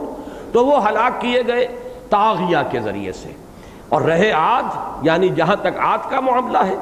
فَأُهْلِكُوا بِرِيحٍ صَرْصَرٍ عَاتِيَةٍ، تو وہ ہلاک کیے گئے ایک ریح سے، جھکڑ، تیز آندھی، سرسر۔ یہ باد سرسر جو ہے اور باد سموم، یہ دو جو ہے ذرا عرب کی تاریخ کے حوالے سے یہ دو آپ کو الفاظ ملیں گے۔ باد سموم وہ ہوتی ہے کہ جو تیز گرمی کے اندر گرم ہوا، لو اور اس کے ساتھ گرم تپتی ہوئی ریت جب آتی ہے، یہ باد سموم ہے۔ اس سے ہلاکت ہوتی ہے اس کی گرمی کی وجہ سے، اس کی تمازت، اس کی تپش۔ اور ایک ہے باد سرسر، یہ در حقیقت شاعری جو ہے جاہلی شاعری، اس میں اس کا تذکرہ ملتا ہے۔ یہ سردی کے موسم میں شمال کی طرف سے، یہ کوکیشیا کی طرف سے، سائبیریا کی طرف سے جب ٹھنڈی ہوائیں آتی تھیں صحرائے عرب کے اندر، انتہائی ٹھنڈی اور انتہائی تیز و تند، جب کوئی بہت تیز ٹھنڈی ہوا چلتی ہے تو ایسے معلوم ہوتا ہے کہ جسم میں سے وہ پار ہو رہی ہے، سنسناتی ہوئی آتی ہے اور اس کے اندر بڑی سخت سردی ہوتی ہے۔ تو یہ سرسر کے بارے میں لغوی اعتبار سے جو بحث کی ہے اہل لغت نے وہ یہ ہے کہ یا تو یہ سریر سے مشتق ہے جو مسلسل آواز کو کہتے ہیں، تو وہ آواز کے ساتھ، تیز ہوا کے ساتھ آواز بھی ہوتی ہے، زناٹا اور سناٹا، اور جس طرح ایک آواز کے ساتھ جو سنسناتی ہوئی جو ایک آواز آتی ہے، یا پھر سرون سے مشتق ہے۔ سرون کہتے ہیں پالا، سردی میں جو پالا پڑتا ہے اور پالا کھیتی کو پالا مار گیا، جیسے کہ سورہ آل عمران کی آیت نمبر 117 میں فرمایا کَمَثَلِ رِیحٍ فِیہا سِرٌ اصابت حرث قوم فاہلکت، مثال ایک اس ہوا کی جس میں پالا تھا، سردی تھی، ٹھٹھر تھی، اور وہ کسی قوم کی کھیتی کے اوپر سے وہ ہوا گزری اور اس کھیتی کو ہلاک کر گئی، پالا مار گیا۔ تو یہ یا تو سرون سے ہے یا سریرون سے ہے۔ مراد اصل میں یہ ہے کہ سخت تیز ٹھنڈی اور انتہائی تیز رفتار کے ساتھ چلنے والی ہوا۔ عاتیہ کے بھی دو مفہوم بیان کیے گئے، ایک تو یہ کہ عطاؤ، عطا یعطو، یہ آتا ہے سرکشی کے لیے، یعنی اس ہوا کی ایک تو صفت بیان ہوئی سرسر، اور ایک یہ کہ عاتیہ بہت ہی حد سے متجاوز، بہت سرکش ہوا، بڑی تیز و تند ہوا، اپنی انتہا کو پہنچی ہوئی۔ یا یہ عطیہ سے ہے، عطیہ بھی کہتے ہیں اس شے کو جو اپنی پوری انتہا کو پہنچ چکی ہو، جیسے کہ سورہ مریم میں فرمایا حضرت یحییٰ کے والد حضرت زکریہ علیہ السلام، ان کا جو قول آیا وَقَدْ بَلَغْتُ مِنَ الْكِبَرِ عِتِيًّا، میں تو اب بڑھاپے کی انتہا کو پہنچ چکا ہوں۔ تو یہ اس کا باد سرسر کا اپنی سرسریت میں انتہا کو پہنچ جانا، یا ہوا کا اپنی تیزی اور تندی کے اندر انتہا کو پہنچ جانا، یہ دونوں مفہوم جو ہے عاتیہ کے ہوں گے۔ اس کے بعد فرمایا سخرها علیہم 7 لیال و8 ایام حسوما فترى القوم فيها سرعا كأنهم اعجاز نخل خاویہ۔ اللہ تعالیٰ نے اس ریح سرسر کو جو عاتیہ تھی مسخر کر دیا، لگا دیا ان پر۔ مسخر ہوتا ہے کسی کے لیے کسی کام کو معمور کر دینا، کسی کام پر، تو اسے معمور کر دیا تھا ان پر اللہ نے 7 راتیں اور 8 دن مسلسل پے ہم متواتر۔ حسومن کے بھی اب یہاں پر 2 ترجمے کیے گئے ہیں، حسومن کے ایک معنی ہے المتتابع، وہ شے کہ جو مسلسل چل رہی، کوئی وقفہ نہیں تھا۔ اگر تھوڑی دیر جھکڑ چڑھے، پھر تھوڑی سی کوئی وقفہ پڑ جائے تو کوئی سانس آ جائے، کوئی آدمی ریکور کر لے، ریکوپ کر لے، پھر چلیے جھکڑ آ گیا، لیکن یہ نہیں، مسلسل 7 دن اور 8 راتیں یہ تیز و تند سخت پالے والی ہوا وہ ان کے اوپر اللہ نے مسخر کر دی حسومن۔ اور حسم کے معنی ایک ہے الحسم و ازالت و اثر الشیء، کسی شے کا نام و نشان مٹا دینا بھی حسم ہے۔ تو حسومن یہاں پر گویا کہ اس کی نتیجہ خیزی کے اعتبار سے ہوگا، یا تو اس ہوا کی صفت ہے کہ وہ متواتر چلتی رہی، وہ آندھی وہ جھکڑ متواتر بغیر کسی وقفے کے جاری رہا، یا یہ ہے کہ اس کی جو نتیجہ خیزی ہے تہس نہس کر کے رکھ دیا، حسومن جڑ کاٹ دی، جس کو قرآن مجید میں کہا جاتا ہے فَقُطِعَ دَابِرُ الْقَوْمِ الَّذِينَ ظَلَمُوا، جڑ کاٹ دی گئی اس قوم کی جس نے شرک اور ظلم کی روش اختیار کی تھی۔ جیسے کہ فرمایا گیا کَأَلَّمْ يَغْنَوْا فِيهَا، ایسے ہو گئے جیسے وہ کہیں تھے ہی نہیں، کبھی یہاں بستے ہی نہیں تھے۔ لا یرا الا مساکنہم، اب ان کے مسکن رہ گئے ہیں، ان مسکنوں کے اندر سکونت رکھنے والے مکین جو تھے نہیں رہے، مکان ہیں۔ تو یہ ہے عذاب استیصال۔ استیصال اصل میں بنا ہے اصل سے، اصل کہتے ہیں جڑ، استیصال کے معنی ہوں گے جڑ سے اکھیڑ دینا۔ ایک تو یہ کہ آپ نے ایک پودے کو اوپر سے کاٹ دیا، وہ پھر بھی پھوٹے گا، شاخیں نئی، پتے آ جائیں گے، کچھ وقت لگے گا، دوبارہ جڑ سے اکھیڑ دیا تو گویا کہ اس کا نام و نمود ختم ہو گیا۔ فَقُطِعَ دَابِرُ الْقَوْمِ الَّذِينَ ظَلَمُوا، تو یہاں پر بھی حسومن کا ایک مفہوم یہ بھی ہو سکتا ہے۔ سَخَّرَهَا عَلَيْهِمْ 7 لَيَالٍ و8 أَيَّامٍ حُسُومًا فَتَرَى الْقَوْمَ فِيهَا صَرْعًا، تو تم دیکھتے ہو یا دیکھتے، یہاں پہ عام دیکھنے والے کو گویا کہ ایک چونکہ چشم تصور کے سامنے ایک بات لانی ہے تصور کرنے کے لیے، لہذا یہاں پہ کہا جا رہا ہے مخاطب سے گویا کہ تم یہ دیکھتے، تمہارے سامنے یہ منظر ہوتا، اگر تم اس وقت وہاں ہوتے تو یہ دیکھتے۔ فَتَرَى الْقَوْمَ فِيهَا صَرْعًا، قوم کو یعنی قوم عاد کو تم دیکھتے اس میں سے مراد فی ارضہم، ان کی زمین میں، یا اس ہوا اس جھکڑ میں، یہ اس کی طرف بھی اس کی جو ہے ضمیر جا سکتی ہے، لیکن کس شکل میں دیکھتے؟ صرعا، صرعا سریع کی جمع ہے،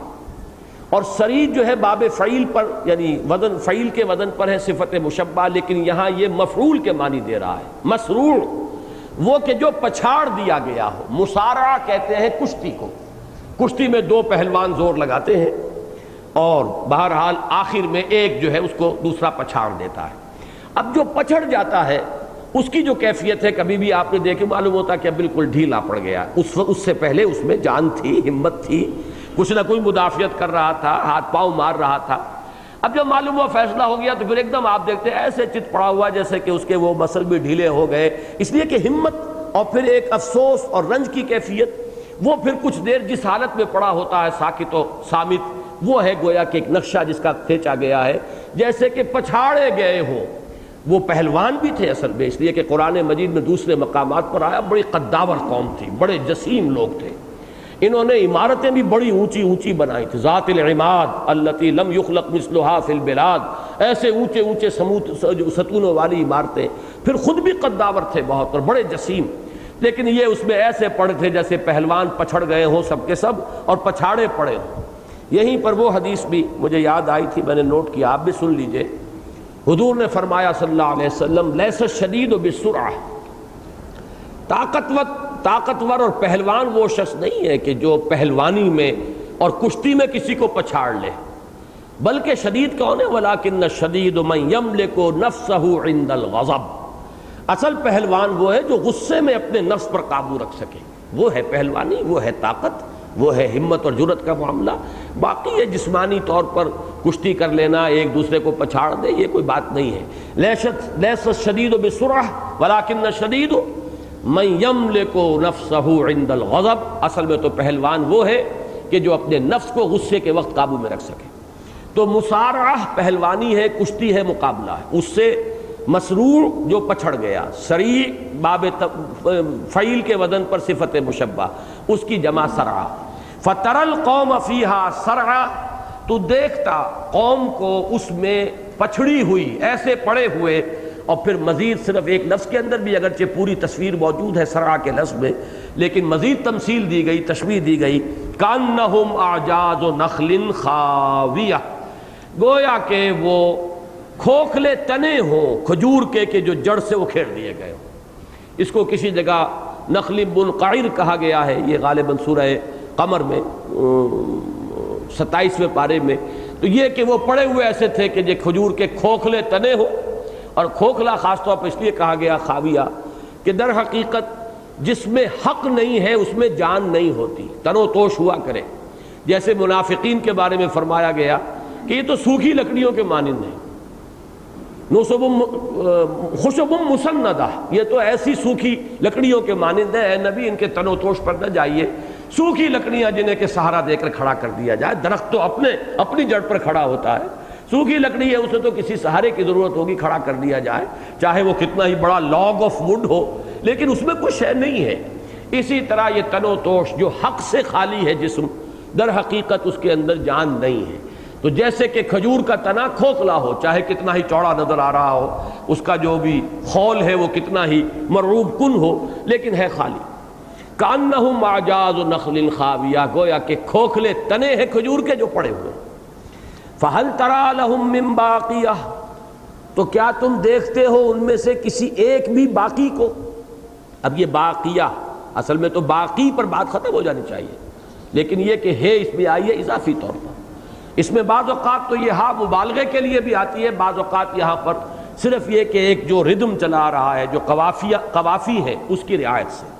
یعنی یہ کہ قوم کا ایک ایک فرد ہلاک کر دیا گیا، سوائے ان اہل ایمان کے کہ جو وقت کے رسول کے ساتھ پہلے ہی وہاں سے نکال دیے جاتے تھے۔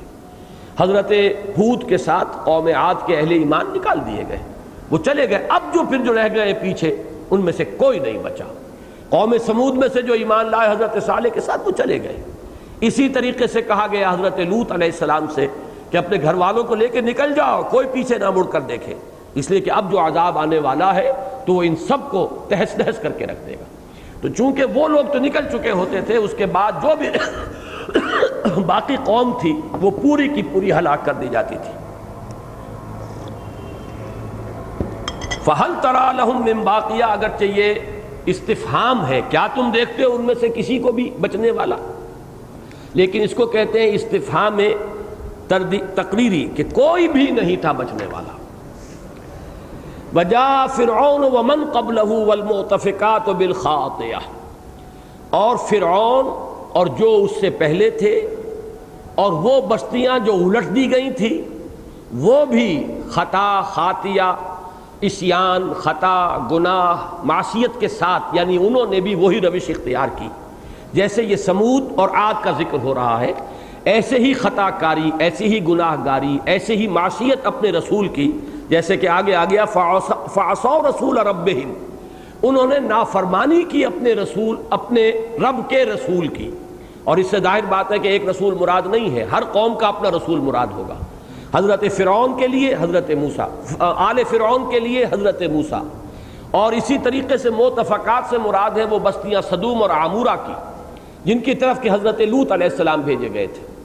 اور ان کے لیے جو ہے یہاں مراد ہوں گے حضرت لوط۔ البتہ اس میں جو درمیان میں آیا ہے ومن قبلہ، قبلہ کی ضمیر فرعون کی طرف ہے، وہ جا فرعون ومن قبلہ، ویسے الفاظ عام ہے کہ جو بھی پہلی کافر قومیں تھیں، لیکن یہ ہے کہ اگر قرآن مجید کے دوسرے نظائر پر نگاہ رکھی جائے تو یہاں متعین طور پر مراد ہے قوم شعیب، اس کو اصولی طور پر سمجھ لیجئے، اس لیے کہ 6 ہی اقوام ہیں جن کا ذکر قرآن مجید میں آیا ہے متواتر، پے ہم، تکرار کے ساتھ، اعادے کے ساتھ، اور ان میں ایک تو زمانی ترتیب ہے۔ زمانی ترتیب میں سب سے پہلے حضرت نوح کی قوم ہے، پھر حضرت ہود کی قوم یعنی قوم عاد، پھر حضرت صالح کی قوم یعنی قوم سمود، پھر اس کے بعد قوم لوط جو عامورہ اور صدوم کی بستیوں کے اندر آباد تھی، اس کے بعد قوم شعیب یا قوم مدین جس کی طرف حضرت شعیب بھیجے گئے، اور پھر فرعون، آل فرعون جن کی طرف کہ حضرت موسیٰ بھیجے گئے۔ یہ 6 رسولوں کا ذکر سورہ اعراف سے شروع ہوتا ہے قرآن مجید میں، جبکہ سورہ انعام میں صرف حضرت ابراہیم کا ذکر ہے اور رسولوں کا ذکر نام لے کر نہیں کیا گیا۔ انباء الرسل جہاں بھی آتے ہیں، یہ صورتیں جو ہم پڑھ رہے ہیں یہ چھوٹی صورتیں ہیں، ان میں ایک ایک 2 آیات میں ایک ایک کا ذکر ہے۔ اب سورہ قمر ہم نے پڑھی تھی، وہ چونکہ 3 رکوعوں پر مشتمل ہے، وہاں ان تمام قوموں کے بارے میں اور ان رسولوں کے بارے میں 2 3 4 آیات آپ کو مل جائیں گی۔ آگے آپ مثلاً دیکھیں گے سورۃ الفجر میں، وہاں پر بھی ان کا تذکرہ ملے گا، بلکہ تیزی کے ساتھ ایک ایک آیت میں۔ تو یہاں پر بھی اب آپ نے دیکھا کہ 5 کا ذکر تو ہو گیا تعین کے ساتھ، اس لیے کہ سمود اور عاد کا ذکر پہلے آ چکا۔ آگے آ رہا ہے حضرت نوح کی قوم کا ذکر، انا لما طغى الماء حملناكم في الجاریہ، جب وہ طوفان آیا حضرت نوح کی قوم پر تو اس کشتی کے اندر، جاریہ کشتی، اس میں ہم نے تمہیں یعنی تمہارے آباء و اجداد کو اٹھایا۔ تو حضرت نوح کی قوم کا ذکر بھی آ گیا۔ اب 3 قومیں رہ گئیں، قوم فرعون یا آل فرعون، اور وہ قوم لوط اور قوم شعیب۔ یہاں پر اس آیت میں ان 3 کو جمع کیا گیا ہے، وجاء فرعون، اور فرعون، ومن قبلہ، اور جو اس سے پہلے تھے، اور متصلاً قبل جو ہے آل فرعون سے وہ قوم جس پر عذاب آیا ہے اللہ کی طرف سے، عذاب استیصال، وہ قوم شعیب ہے زمانی اعتبار سے۔ گویا کہ یہاں پر ومن قبلہ لفظاً عام ہے، معناً اس میں معین ہے حضرت شعیب کی قوم، اور گویا کہ یہاں پر ایک لفظ کا اضافہ کر دیا جائے تو وہ تعین واضح ہو جائے گی اگر اسے محذوف مانا جائے، یعنی متصلاً قبل، متصلاً قبل جو ہے آل فرعون سے وہ قوم مدین یا قوم شعیب ہے، جس کے بارے میں یہ علم میں ہوگا کہ وہ بھی اصل میں نسل ابراہیمی تھی، جیسے بنی اسرائیل نسل ابراہیمی ہے، بنی اسماعیل نسل ابراہیمی ہے۔ تو حضرت ابراہیم کے ایک تیسرے بیٹے تھے مدین یا مدیان، یہ تھے قطورہ کی، حضرت ابراہیم کی ایک زوجہ قطورہ، ایک تو ہاجرہ جن سے حضرت اسماعیل ہے، سارہ جن سے حضرت اسحاق ہیں، جن سے بنی اسرائیل کی نسل چلی، ایک قطورہ، یہ تیسری زوجہ تھی حضرت ابراہیم کی، جن سے کہ مدیان یا مدین نامی اللہ تعالیٰ نے ان کو فرزند عطا فرمائے تھے۔ ان کی قوم آباد ہوئی ہے خلیج عقبہ کے داہنی طرف مشرقی گوشے میں، اور یہ علاقہ مدین کا یا مدیان کا کہلاتا ہے۔ اس قوم میں پھر جب بت پرستی آ گئی اور اخلاقی زوال آیا تو اللہ تعالیٰ نے پھر حضرت شعیب کو ان میں مبعوث فرمایا، الی مدین اخاہم شعیبا۔ تو یہاں ان آیات میں 5 کا ذکر صراحت اور تعین کے ساتھ ہے، 6 کا صرف کنایتن، اور وہ قوم شعیب ہے۔ وجاء فرعون ومن قبلہ والمؤتفقات بالخاطئہ، مؤتفقہ الٹی ہوئی، پلٹ دی گئیں، وہاں بھی کوئی جو عامورہ اور صدوم کی بستیوں پر جو عذاب آیا ہے، کوئی زلزلہ بھی آیا ہے، حاصب بھی آئی ہے، انہیں پلٹ بھی کر دیا، الٹ بھی دیا گیا، چھتوں پر جو ہے وہ دیواریں آ گریں، جب کوئی عمارت گرتی ہے چھت نیچے بیٹھتی ہے، دیواریں اس کے اوپر آ جاتی ہیں، تلپٹ ہو جاتا ہے معاملہ۔ جیسے کہ پہلے تو تھا کہ دیواروں پر چھت ہے، پھر جب عمارت گری تو چھت پہلے نیچے آئی، پھر دیواریں اس کے اوپر پڑی۔ یہ وہ لفظ ہے کہ جو اس کیفیت کو ظاہر کرتا ہے۔ وہ بستیاں اس طریقے سے تلپٹ کر دی گئیں، پھر ان کے اوپر پتھراؤ ہوا ہے جس سے کہ وہ دھس گئی ان کے اندر، اور پھر وہ سمندر کے اندر رفتہ رفتہ یہ جو بحر مردار ہے، دی ڈیڈ سی، اسی کے ساحل پر یہ بستیاں تھیں، اور وہ سب کے سب اسی کا حصہ بن گئیں، اب ان کا نام و نشان کہیں موجود نہیں۔ تو یہ ہے مؤتفقات۔ ان قوموں نے بھی وہی حرکت کی جو سمود نے کی تھی، عاد نے کی تھی، خطا کاری، گناہ گاری، معصیت، اور اس پہ سب سے بڑی معصیت مستضاد فعصوا رسول ربہم، جب اللہ نے ان کے طرف رسول بھیجے انہوں نے اپنے رب کے رسولوں کا انکار کیا۔ ہر قوم نے اس رسول کا انکار کیا، نافرمانی کی، معصیت کی جو ان کے رب نے ان کی طرف بھیجا تھا۔ فأخذہم اخذۃ رابیہ، تو پکڑا اللہ نے ان کو ایک ایسی پکڑ سے جو بہت بڑھنے والی، بڑھتی چڑھتی پکڑ۔ اب یہ رابیہ کا لفظ ربا سے بنا ہے۔ ربا وہ شے جو سود در سود چڑھتا چلا جاتا ہے، بڑھتا چلا جاتا ہے، رقم جو ہے، قرض جو ہے، اس کی مقدار بڑھتی چلی جاتی ہے۔ اسی سے در حقیقت تربیت ہے باب تفعیل میں، کسی کی پرورش کرنا، پالنا، پوسنا، یہ بھی اسی سے ہے۔ اور یہاں پہ رابیہ ہر وہ شے جو بڑھ رہی ہو، تو یہاں اخذۃ الرابیہ ایسی پکڑ جو بڑھنے والی تھی۔ جیسے کہ جب طوفان آیا تو وہ طوفان بھی ایک دم تو نہیں آیا، رفتہ رفتہ وہ بڑھا، اور بڑھ کر پھر وہ سب کی ہلاکت کا ذریعہ بن گیا۔ تو اسی طریقے سے جب آندھی چلی تو ایک دم سب ہلاک نہیں ہو گئے، 7 دن 8 دن 7 لیال و 8 ایام، 8 دن اور 7 راتیں مسلسل چلی۔ تو یہ اخذۃ الرابیہ، اسی طریقے سے اللہ نے ان کو بھی پکڑا ہے، ایک ایسی پکڑ سے جو بہت بڑھتی ہوئی پکڑ تھی۔ انا لما طغى الماء، اب جیسا کہ میں نے عرض کیا تھا یہاں ترتیب جو ہے ذرا مختلف ہو گئی ہے، اور وہ کیا وجہ ہے وہ میں بعد میں عرض کروں گا انشاءاللہ۔ اب یہاں حضرت نوح کی قوم کا ذکر ہو رہا ہے، وہ طغیانی سے اور سیلاب سے ہلاک کیے گئے۔ انا لما طغى الماء، اب وہی لفظ طغیانی یہاں بھی آ گیا، طاغیہ، طغى الماء، پانی جب بڑھا چڑھا، اب یہاں لفظ مناسب ہوگا اردو کا، جب پانی چڑھا، یہ پانی جو ہے زمین میں سے بھی یہ پھوٹا ہے چشمے سے، فارت النور، اور آسمان سے بھی برسا ہے، فالتقى الماء على امر قد قدر، زمین سے ابلنے والا پانی، آسمان سے برسنا والا پانی، دونوں پانی مل گئے اس فیصلے کی تکمیل اور تنفیذ کے لیے جو اللہ طے کر چکا تھا۔ تو جب یہ پانی چڑھا، حملناکم فی الجاریہ، تو اے لوگو ہم نے تمہیں اٹھایا، تمہیں سوار کرایا ایک چلنے والی کشتی میں۔ جاریہ جرا یجری چلنا، اور جاریہ اس سے اس میں فاعل ہو گیا مؤنث، چلنے والی مراد ہے کشتی، وہ کشتی جو اللہ تعالیٰ کے حکم سے حضرت نوح نے تیار کی، اور جس میں پھر اللہ تعالیٰ نے ان کے جو اہل ایمان تھے، ان کے ساتھ جو لوگ ایمان لائے تھے، انہیں نجات دی، جس کے ذریعے اور بھی حیوانات میں سے بھی، اور وہ مختلف جو ہیں جتنی بھی اس وقت تک حیوانات تھے، ان کے جوڑے جو ہیں وہ بھی اس میں سوار کیے گئے۔ یہ تفاصیل دوسری جگہوں پر ہیں۔ اب یہاں پر جو کہا گیا حملناکم، یہ کس لیے کہا گیا؟ اس لیے کہ اب جو نسل انسانی ہے وہ انہی کی اولاد ہے جو حضرت نوح علیہ السلام کے ساتھ اس کشتی میں شریک تھے اور سوار تھے، لہذا گویا کو جب ان کو اللہ نے سوار کرایا تو ہمیں سب کو سوار کرایا، اس لیے کہ آئندہ اب نسل انسانی جو ہے وہ انہی سے چلی ہے۔ لِنَجْعَلَهَا لَكُمْ تَذْكِرَةً، تاکہ ہم اس کو بنا دیں تمہارے لیے ایک یاد دہانی اور ایک نصیحت۔ ہاں کی ضمیر یا تو جاریہ کی طرف جا رہی ہے، اور یہ زیادہ قرین قیاس ہے، اس لیے کہ اصول یہی ہے کہ ضمیر کا مرجع قریب میں تلاش کرنا چاہیے، یا پوری صورتحال مجموعی کہ اس پورے واقعے کے اندر ایک تذکرہ ہے، ایک نصیحت ہے، جیسے کہ سورہ قمر میں بار بار آتا ہے فَهَلْ مِن مُدَّكِرٍ، یہ اس کے اندر ایک نصیحت ہے، اس میں ایک یاد دہانی ہے، اور بہت سی جگہوں پر ان آیات کے حوالے سے ان فی ذالک لآیہ ولکن اکثر الناس لا یشکرون لا یؤمنون، اس میں ہے نشانی، لیکن یہ کہ لوگ جو ہے اکثریت والے وہ ماننے والے نہیں، تو یہ نشانیاں ہیں۔ لِنَجْعَلَهَا لَكُمْ تَذْكِرَةً وَتَعِيَهَا أُذُنٌ وَاعِيَةٌ، اور محفوظ رکھیں اسے وہ کان کے جو محفوظ رکھنے والے ہیں۔ واعیہ، وعا کہتے ہیں کسی چیز کو محفوظ رکھنا، جمع رکھنا، وعا، یہ اوعا کا لفظ آ جائے گا سورہ معارج کے اندر، جمع فاوعا، جمع کیا پھر بڑی حفاظت سے سینت کر رکھا، تو اسی لیے یہاں پر بھی فرمایا کہ یہ ایک سبق تھا، یاد دہانی تھی، کس طریقے سے عذاب آیا، کیسے قوم ہلاک کی گئی، کس طرح اللہ نے پھر اہل ایمان کو بچایا، اس کو ہم نے ایک نشانی بنایا ہے۔ اور ایک اعتبار سے یہ جاریہ جو ہے بطور نشانی، غالب یہ گمان ہے کہ ظاہر ہو کر رہے گی کہ وہ کشتی کہیں واستوت علی الجودی، کسی پہاڑ کی چوٹی پر وہ اب بھی موجود ہے، جہاں وہ لنگر انداز ہوئی تھی،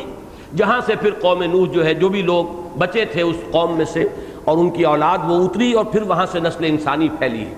اور جیسا کہ میں نے بارہا کہا ہے، گمان ہے، بعض رپورٹس بھی ہیں کہ ترکی کے شمال مشرقی کونے میں، جو کہ بالکل رشیا کے ساتھ ملا ہوا ہے، وہاں کسی پہاڑی پر بعض پائلٹس نے یہ گواہی دی ہے کہ کوئی شے نظر آئی ہے، جیسے چوٹی کے اوپر کوئی کشتی نما شے ہے بہت بڑی، لیکن یہ ہے کہ اس جگہ تک کوئی ایکسپیڈیشن اس لیے نہیں جا سکتی کہ اس کے لیے راستہ صرف جو ہے وہ روس کے طرف سے ہے۔ بعض علاقے ایسے ہوتے ہیں پہاڑی کہ اگرچہ وہ پہاڑ ہے تو کسی ایک ملک میں، لیکن چڑھنے کا راستہ اس ملک سے نہیں ہے، کسی دوسرے ملک سے ہے، اس لیے وہاں کوئی جو ہے وہ مہم جا نہیں سکتی۔ بہرحال یہ گمان غالب ہے کہ وہ کشتی کسی نہ کسی وقت ظاہر ہوگی، اور یہ گویا کہ تصدیق کرے گی ان تمام واقعات کی جو قرآن مجید میں قوم نوح اور اس پر جو عذاب کی تفاصیل آئی ہیں اس کے ضمن میں بیان ہوئے ہیں۔ اب یہاں تک تو یہ جس کو میں نے عنوان دیا تھا انباء الرسل، رسولوں اور ان کی قوموں کے انجام کے ضمن میں اہم خبریں، اہم واقعات، وہ جو بات میں عرض کر رہا تھا کہ بعد میں عرض کروں گا کہ ترتیب زمانی یہاں کیوں اختیار نہیں کی گئی۔ اصل میں اہل عرب جو اصل مخاطب ہیں حضور کے اور قرآن کے ابتدائی اور اولین مخاطب، تو جزیرہ نمائے عرب کے اندر اندر جو قومیں تھیں ان کی داستانیں ان میں زیادہ معروف تھیں، زیادہ جانتے تھے، اس لیے کہ یہ عرب بائدہ، یہ پرانی عرب اقوام شمار ہوتی ہیں، وہ دو ہی ہیں، سمود اور عاد۔ عاد جو ہے اس کا علاقہ جنوبی عرب کا جزیرہ نما جہاں چوڑا ہو جاتا ہے، یہ بہت شرقاً غرباً جو ہے فاصلہ بہت زیادہ ہو جاتا ہے، اس کے درمیان میں جو اس وقت بدترین قسم کا صحرا ہے، وہاں کسی انسان کا گزر ممکن نہیں ہے۔ وہاں کی ریت بھی ایسی ہے جیسے راکھ ہوتی ہے، بہت ہی باریک بھربھری سی، جو کسی شے کو سپورٹ نہیں کرتی، کوئی چیز ہوگی وہ دھنستی چلی جائے گی۔ لہذا وہ انتہائی اب یوں سمجھیے کہ خالی علاقہ ہے ہر اعتبار سے، لیکن اس وقت یہ قدیم ترین زمانہ ہے اس جزیرہ نما عرب کی تاریخ کا۔ قوم نوح کے بعد یہ قوم عاد تھی جو اس علاقے میں آباد تھی، اسی کو غلبہ اور سطوت اور شان اور شوکت حاصل ہوئی، اور یہ اس وقت ایک بڑا سرسبز اور شاداب علاقہ تھا۔ عذاب الہی کے بعد اس کی صورت یہ بنی۔ اور اسی کے حوالے سے میں عرض کر دوں، جس علاقے میں میرا بچپن گزرا ہے، ضلع حصار ہریانہ کا، اس میں بہت سے ایسے ٹیلے تھے جو راکھ کے بنے ہوئے تھے، نہ وہ پہاڑیاں تھیں، نہ اس میں پتھر کا نشان تھا، نہ وہ مٹی تھی، بلکہ راکھ، سیاہ راکھ کے ٹیلے۔ ان کو اس علاقے کی زبان میں تھیڑ کہتے ہیں، تھیڑ۔ یہ حصار میں بھی تھے، ہانسی میں بھی تھے، اگروہا ایک بڑا پرانا قصبہ ہے جس سے کہتے ہیں اگروال قوم وہیں سے نکلی تھی، پھر اس سے آگے سرسا بہت پرانا قصبہ ہے، ان سب میں بڑے بڑے تھیڑ تھے اور وہ راکھ کے بنے ہوئے۔ معلوم ہوتا ہے کہ جیسے پومپی آئی کے بارے میں یہ آپ کو معلوم ہے کہ وہ آتش فشاں پھٹا اور اس سے راکھ نکلی ہے اور شہر پورا کا پورا اس کے اندر جو ہے وہ دفن ہو گیا ہے، اسی طرح اس علاقے میں بھی معلوم ہوتا ہے کہ اسی طرح کا کوئی عذاب آیا ہے۔ اور وہ ریت کے ٹیلے جو ہے وہاں پر، ریت کے نہیں، راکھ کے ٹیلے، سیاہ راکھ جلی ہوئی، اور کھدائی کرتے ہیں تو کہیں کو برتن مل جاتا ہے، کسی کو کوئی پرانے سکے نکل آتے ہیں، کچھ اور ہوتا ہے۔ تو اسی طرح یہ قوم جو عاد تھی، اس پر احقاف کے علاقے کے اندر جو عرب کا جنوبی علاقہ ہے، انتہائی جو یوں کہیے کہ سخت ترین صحرا ہے، یہ علاقہ تھا۔ اس قوم کے حالات و واقعات ان کے خطبات میں، ان کی روایات میں، ان کے اشعار میں ان کا تذکرہ تھا۔ اسی طرح قوم سمود، یہ بھی جزیرہ نما عرب کے اندر کی قوم تھی۔ یہ قوم جو ہے، یہ جیسے مدینے سے تبوک کی طرف جاتے ہیں تو وہ علاقہ آتا ہے، اس کو حجر بھی کہتے ہیں، یہ علاقہ پہاڑی علاقہ ہے۔ یہاں پر انہوں نے چٹانوں کو تراش تراش کے اپنے گھر بنائے تھے، ان کے آثار اب بھی موجود ہیں چونکہ چٹانوں میں تھے۔ وہ تو میں بھی ایک سال پہلے جب گیا تھا تو وہاں میں جا کر دیکھ آیا ہوں ان آثار قدیمہ کو۔ تو قوم سمود اور قوم عاد، ان 6 قوموں میں سے یہ وہ قومیں ہیں جو اصل قدیم عربی قومیں ہیں۔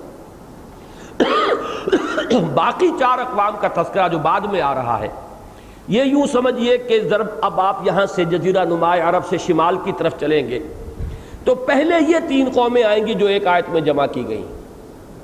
اس لیے کہ اس میں خلیج عقبہ کے مشرقی ساحل کے ساتھ علاقہ ملتا ہوا مدین کا، مدیان یا مدین قوم شعیب کا علاقہ۔ ذرا سا بائیں کو چلے جائیے، سینائی پیننسولا کراس کیجئے، یہ آل فرعون کا علاقہ، یہ تقریباً ایک سٹریٹ لائن میں بنیں گے تینوں۔ اور مشرق میں جائیے تو بحر مردار کے کنارے پر صدوم اور عامورہ کی وہ بستیاں تھیں جن میں کہ وہ قوم آباد تھی جن کی طرف حضرت لوط بھیجے گئے علیہ الصلوۃ والسلام۔ یہ تینوں ایک سیدھے خط کے اوپر واقع ہیں، لہذا ان 3 کو ایک میں جمع کیا۔ جزیرہ نما عرب سے نکلیے تو عاد اور سمود، یہ تو وہ ان کی پرانی اقوام ہیں جو عرب باعدہ، وہ قومیں جو ہلاک ہو چکی عرب کی قدیم ترین اقوام۔ اوپر نکلیے شمال کی طرف تو ایک تقریباً خط مستقیم میں آپ کو مشرق سے مغرب چلیں گے تو قوم لوط، قوم شعیب، آل فرعون جن کی طرف حضرت موسیٰ بھیجے گئے۔ ذرا اور اوپر چلے جائیے تو وہ علاقہ جو اب کردستان کہلاتا ہے، جو ترکی، روس، عراق اور ایران، ان 4 ملکوں کا، جہاں پر کہ بلکہ ایک تھوڑا سا حصہ، ایک چونچ نوک سی تھوڑی سی شام کی بھی اس میں شامل ہو جاتی ہے، یہ علاقہ ہے جو مسکن تھا قوم نوح کا، جو کہ ہلاک کیے گئے۔ لہذا سب سے شمال میں یہ تھا، اس کا آخر میں ذکر کیا گیا۔ ترتیب زمانی اگر ہوگی تو پہلے نوح، پھر عاد، پھر سمود، پھر قوم لوط، پھر قوم مدین، پھر حضرت موسیٰ کی قوم یا آل فرعون جن کی طرف وہ بھیجے گئے۔ اور یہ چونکہ جغرافیائی ہے ترتیب، وہ اس ترتیب سے بنتی ہے۔ تو انباء الرسل کے بعد اب دوسرا اہم مضمون جو ہے سورہ مبارکہ کا، وہ ہے احوال قیامت۔ یہ احوال ہے بڑی سے بھی ہو سکتا ہے اور چھوٹی ہے سے بھی۔ احوال حالت کی جمع، اور ہولناکیاں، ہول آ رہا ہے، ہولناک، تو وہ احوال قیامت ہے۔ فَإِذَا نُفِخَ فِي الصُّورِ نَفْخَةٌ وَاحِدَةٌ، اب یہاں سے وہ بات شروع ہوئی۔ تو جب پھونک ماری جائے گی سور میں، ایک ہی مرتبہ کی پھونک، یہ بھی معلوم یہ ہوتا ہے کہ وہ تسلسل کے لیے واحدہ کہا گیا، مسلسل وہ ٹرمپٹ جو ہے سور کے بارے میں کہا گیا وہ قرن کے مانند کوئی شے ہے. اب اس کو ایک تشبیہ دی گئی ہے سینگ سے. اس سینگ میں پھونک ماری جائے گی، لیکن وہ سینگ کون سا سینگ ہوگا، اس کی کیا جسامت ہوگی، پھونک مارنے والی کون ہستی ہوگی؟ اسرافیل، سورہ اسرافیل اس لیے آپ اسے کہتے ہیں. تو وہ ظاہر بات ہے کہ ایک لفظی مشابہت ہے صرف کہ جو ہمیں اس لفظ کے حوالے سے دے دی گئی. اس کی حقیقت کو ہم جان نہیں سکتے، نہ اس کی عظمت، نہ اس کی اصل شان و شوکت. لیکن یہ کہ جو اس کا حاصل ہے وہ یہ ہے کہ کوئی ایسی جیسے آواز ہم نکالتے ہیں کسی سینگ کے اندر پھونک مار کر، یا آج کل جسے آپ کہتے ہیں ٹرمپٹ جو ہے، اس کے اندر زور سے جب پھونکا جاتا ہے، اسی طرح سے کوئی بہت بڑا ٹرمپٹ ہے، اس میں ایک مسلسل چنگھاڑ اس سے نکلے گی. فَإِذَا نُفِخَ فِي الصُّورِ نَفْخَةٌ وَاحِدَةٌ، ایک ہی چنگھاڑ ہوگی پہم مسلسل بڑھتی چلے جانے والی. وَحُمِلَتِ الْأَرْضُ وَالْجِبَالُ فَدُكَّتَا دَكَّةً وَاحِدَةً، اور اٹھا لیے جائیں گے، زمین بھی اٹھا لیا جائے گا، زمین کو بھی اور پہاڑوں کو بھی. یہ زمین یوں سمجھیے کہ یہ عطف ہو رہا ہے کل پر جز کا. اس زمین ہی کا جز یہ پہاڑ بھی ہے. ارض والجبال، زمین اور پہاڑ، یہ عطف جو ہے یہ ہو رہا ہے ارض پر جو کل ہے، جبال کا جو اس کا جز ہے. یعنی یہ کہ زمین کو اٹھا لیا جائے گا پہاڑوں سمیت. فَدُكَّتَا دَكَّةً وَاحِدَةً، پھر پٹخ دیا جائے گا ایک ہی مرتبہ کا پٹخا جانا. اب یہ اس کا بامحاورہ ترجمہ ہے جو میں نے کیا ہے کہ پٹخ دیا جائے گا. ویسے دال کاف کا مادہ آتا ہے، ایک تو التسویہ، کسی شے کو برابر کر دینا. جیسے دکل حائطہ، ایک شخص نے جو بھی باغ کے ارد گرد باڑ تھی یا کوئی دیوار بنی ہوئی تھی اسے مسمار کر کے برابر کر دیا، زمین کے ساتھ ہموار کر دیا. تو جو نتیجہ نکلنے والا ہے وہ یہ ہے کہ پہاڑ اور زمین جو ہے ان میں اونچائی نیچائی اس سب کو برابر کر دیا جائے گا. اور برابر کرنے کے لیے چونکہ لفظ آیا حملا، اٹھایا جائے گا، تو معلوم ہوتا کہ ایک ہی مرتبہ کا کوئی جرک ہوگا. اس کو ہم پٹخنا اس لیے نہیں کہہ سکتے کہ پٹخنا تو ہوگا کس شے پر پٹخا جائے گا، لیکن یہاں پر ہماری زبان میں اس کی صحیح ترین تعبیر تو پٹخنا ہی سے ہوگی. لیکن پٹخنا ہوتا ہے کسی شے کو کسی شے پر. یہاں پر یوں سمجھیے کہ ایک ہی جھٹکا دیا جائے گا، اور اس جھٹکے سے جیسے ہم کہتے ہیں سب کسبل نکل گئے، تو اس کی اونچان اور نچان جو ہے وہ سب ختم ہو جائے گی، اور یہ بالکل چٹیل میدان بن کر رہ جائے گا. لا تری فیہا عوجا ولا امتا، جیسے کہ سورہ طٰہٰ میں آیا ہے، نہ کوئی اونچائی رہ جائے گی، نہ کوئی ٹیلا رہ جائے گا، نہ کوئی موڑ رہ جائے گا، کچھ نہیں، ایک چٹیل سیدھا میدان. اس کو اس طریقے سے بھی کہا گیا وَإِذَا الْأَرْضُ مُدَّتْ، جب زمین کو کھینچا جائے گا. اب یہ زمین ایک گول شے ہے اور اس کے اندر یہ اونچائیاں وغیرہ، کوہ ہمالا، جب اس کو وہ جھٹکا دیا جائے گا تو یہ جب ایک ہموار ہوگی تو پھیلے گی، اس کے اندر جو وسعت پیدا ہوگی، اسی کو کہا گیا وَإِذَا الْأَرْضُ مُدَّتْ، جب زمین کو کھینچا جائے گا. اور یہ دکا کا لفظ جو ہے یہ عجیب ہے، اصل میں اس میں صرف ضرب کے معنی بھی ہے، مارنا کسی شے کو، اور تسویہ کے معنی بھی ہے برابر کر دینا. یہ لفظ جب آیا ہے سورۃ الفجر میں، وَدُكَّتِ الْأَرْضُ دَكًّا دَكًّا وَجَاءَ رَبُّكَ وَالْمَلَكُ صَفًّا صَفًّا، یہ سورۃ الفجر میں زیادہ تفصیل آئے گی. میں یہاں دلچسپی کے لیے بتا رہا ہوں کہ اردو کے جو سب سے پہلے مترجم ہیں دو حضرات، شاہ ولی اللہ دہلوی رحمۃ اللہ علیہ کے جلیل القدر صاحبزادے شاہ عبد القادر اور شاہ رفیع الدین، ان دونوں نے جو ترجمہ کیا اذا دکت الارض دکن دکا، تو شاہ عبد القادر صاحب کا ترجمہ ہے کہ جب کہ زمین کو کوٹ کوٹ کر پست کر دیا جائے گا، کوٹ کوٹ کر برابر پست ہموار کر دیا جائے گا. اور شاہ رفیع الدین کا ترجمہ ہے جب زمین ریزہ ریزہ کر دی جائے گی. اب یہ دونوں مفہوم جو ہے اس میں شامل ہو جاتے ہیں کہ زمین کو ہموار کرنے کے لیے پہاڑوں کا توڑ پھوڑ اور اس کا ریزہ ریزہ کیا جانا ضروری ہے،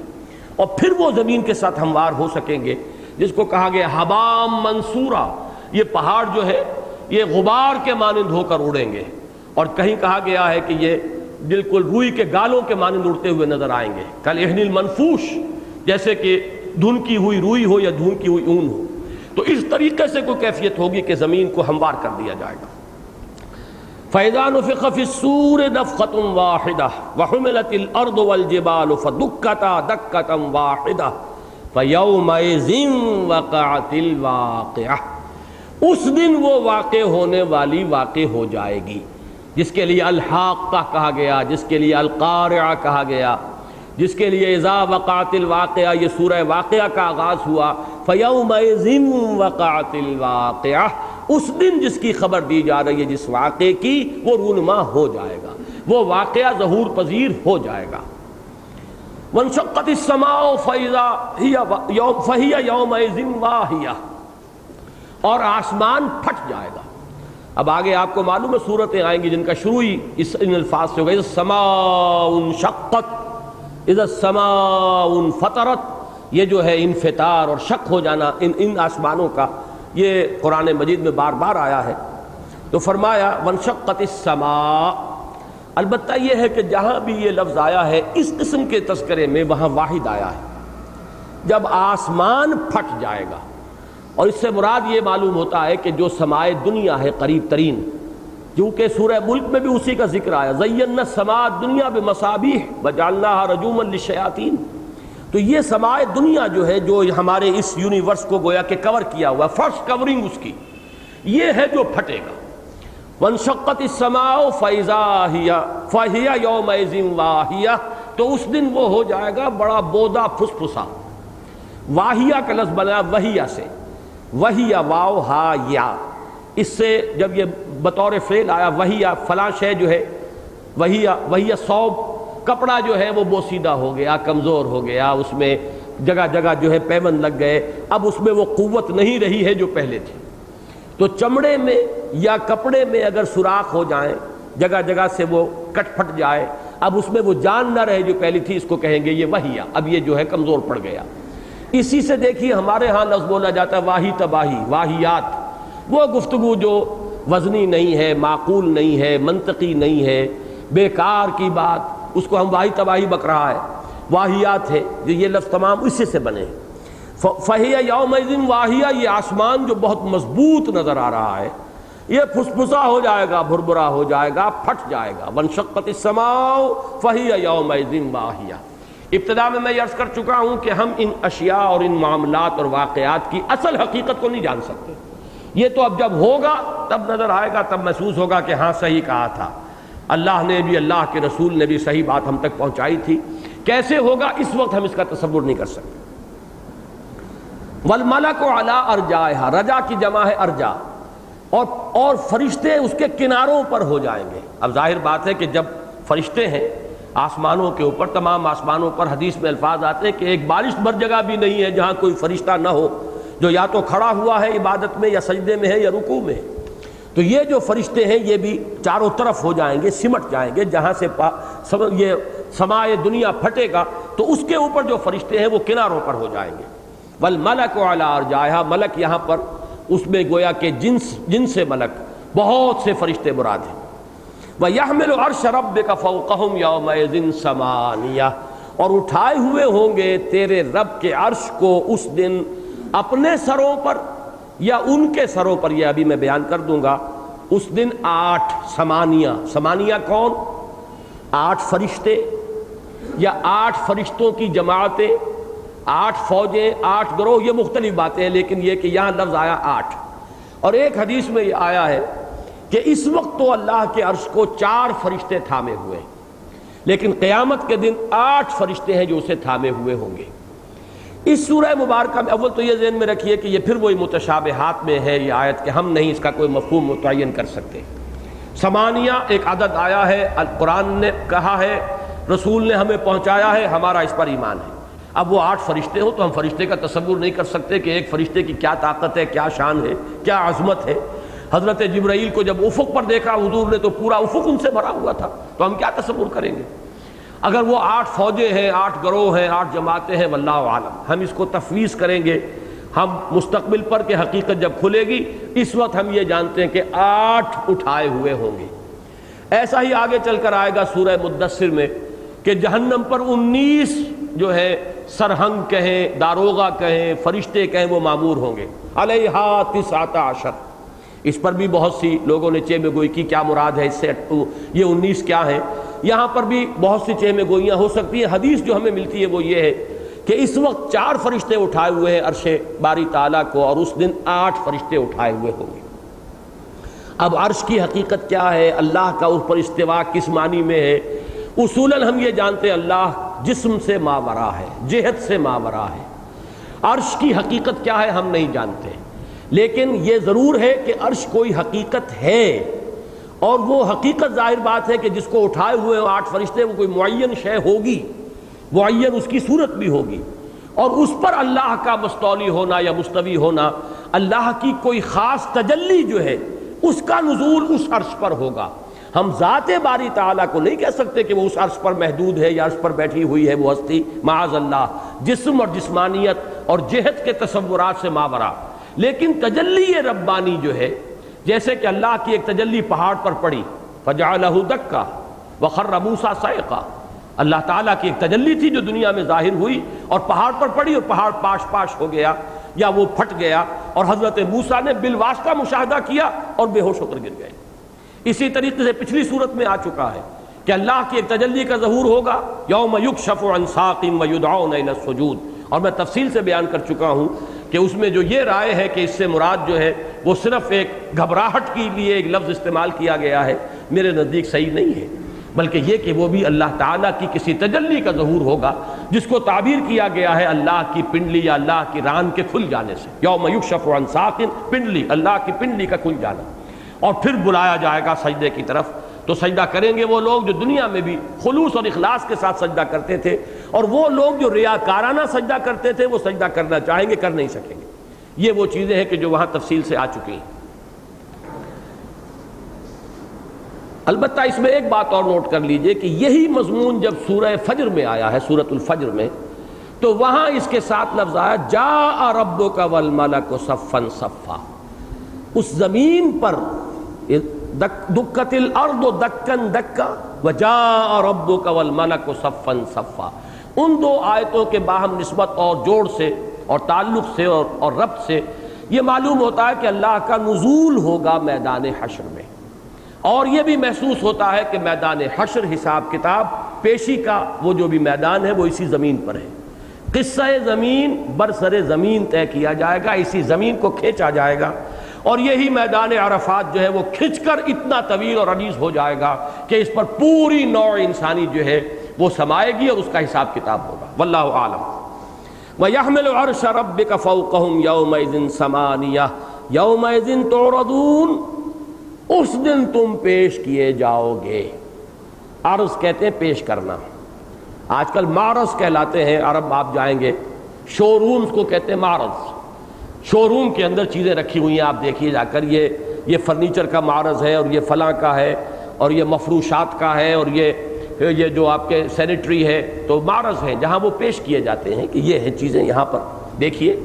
تعرضون، تم پیش کیے جاؤ گے۔ عرضی کہتے ہیں، عرضی، عرضداشت، کسی کے سامنے پیش کرنے کے لیے اپنی درخواست، وہ عرضی ہے۔ اس دن تمہاری پیشی ہوگی، اس دن حاضری ہوگی۔ یومئذ تعرضون لا تخفی منکم خافیہ، اور تمہاری کوئی شے کتنی ہی خفی ہو وہ مخفی نہ رہے گی، ہر شے جو ہے وہ تمہارے سامنے آ جائے گی، تمہارے اعمال، تمہارے افعال، تمہارے ارادے، تمہاری نیتیں، تمہارے عزائم، تمہاری امنگیں، سب کے سب کھل کر سامنے آ جائے گا۔ یہ ہے وہ یوم الحساب، یہ ہے وہ پیشی کا دن۔ اب اس کے بعد جو اس کا انجام ہوگا یہ اگلی آیات میں ہے، ہم رکوع جو ہے پہلا مکمل نہیں کر سکے، 19 آیات ہم نے پڑھ لی ہیں، انشاءاللہ تعالی اگلی نشست میں یہ جو بقیہ آیات ہیں اس رکوع کی وہ بھی ہم پڑھ لیں گے، اور پھر دوسرا رکوع جو اپنی جگہ پر ایک مستقل مضمون کا حامل ہے، جس کے اعتبار سے بڑی گہری مناسبت اس سورت کی ہو جاتی ہے سورہ نون کے ساتھ بھی، اور اس سے ذرا پیچھے ہٹیے تو سورہ واقعہ کے ساتھ بھی، اور وہ بہت اہم مضامین میں سے ہے۔ انشاءاللہ اس کا مطالعہ ہم اگلے درس میں کریں گے، اور یہ آپ حضرات کے علم میں ہوگا کہ اگلا درس جو ہے اب اگلے ہفتے نہیں ہو سکے گا، اگلا ہفتہ جو ہے وہ عید کا دوسرا دن ہے۔ انشاءاللہ اس سے بعد جو ہے غالباً 22 تاریخ کو پھر ہم یہاں جمع ہوں گے اور سورہ حاقہ کا بقیہ حصہ جو ہے اس کا مطالعہ کر لیں گے۔ بارک اللہ لی ولکم فی القرآن العظیم ونفعنی وإیاکم بالآیات والذکر الحکیم۔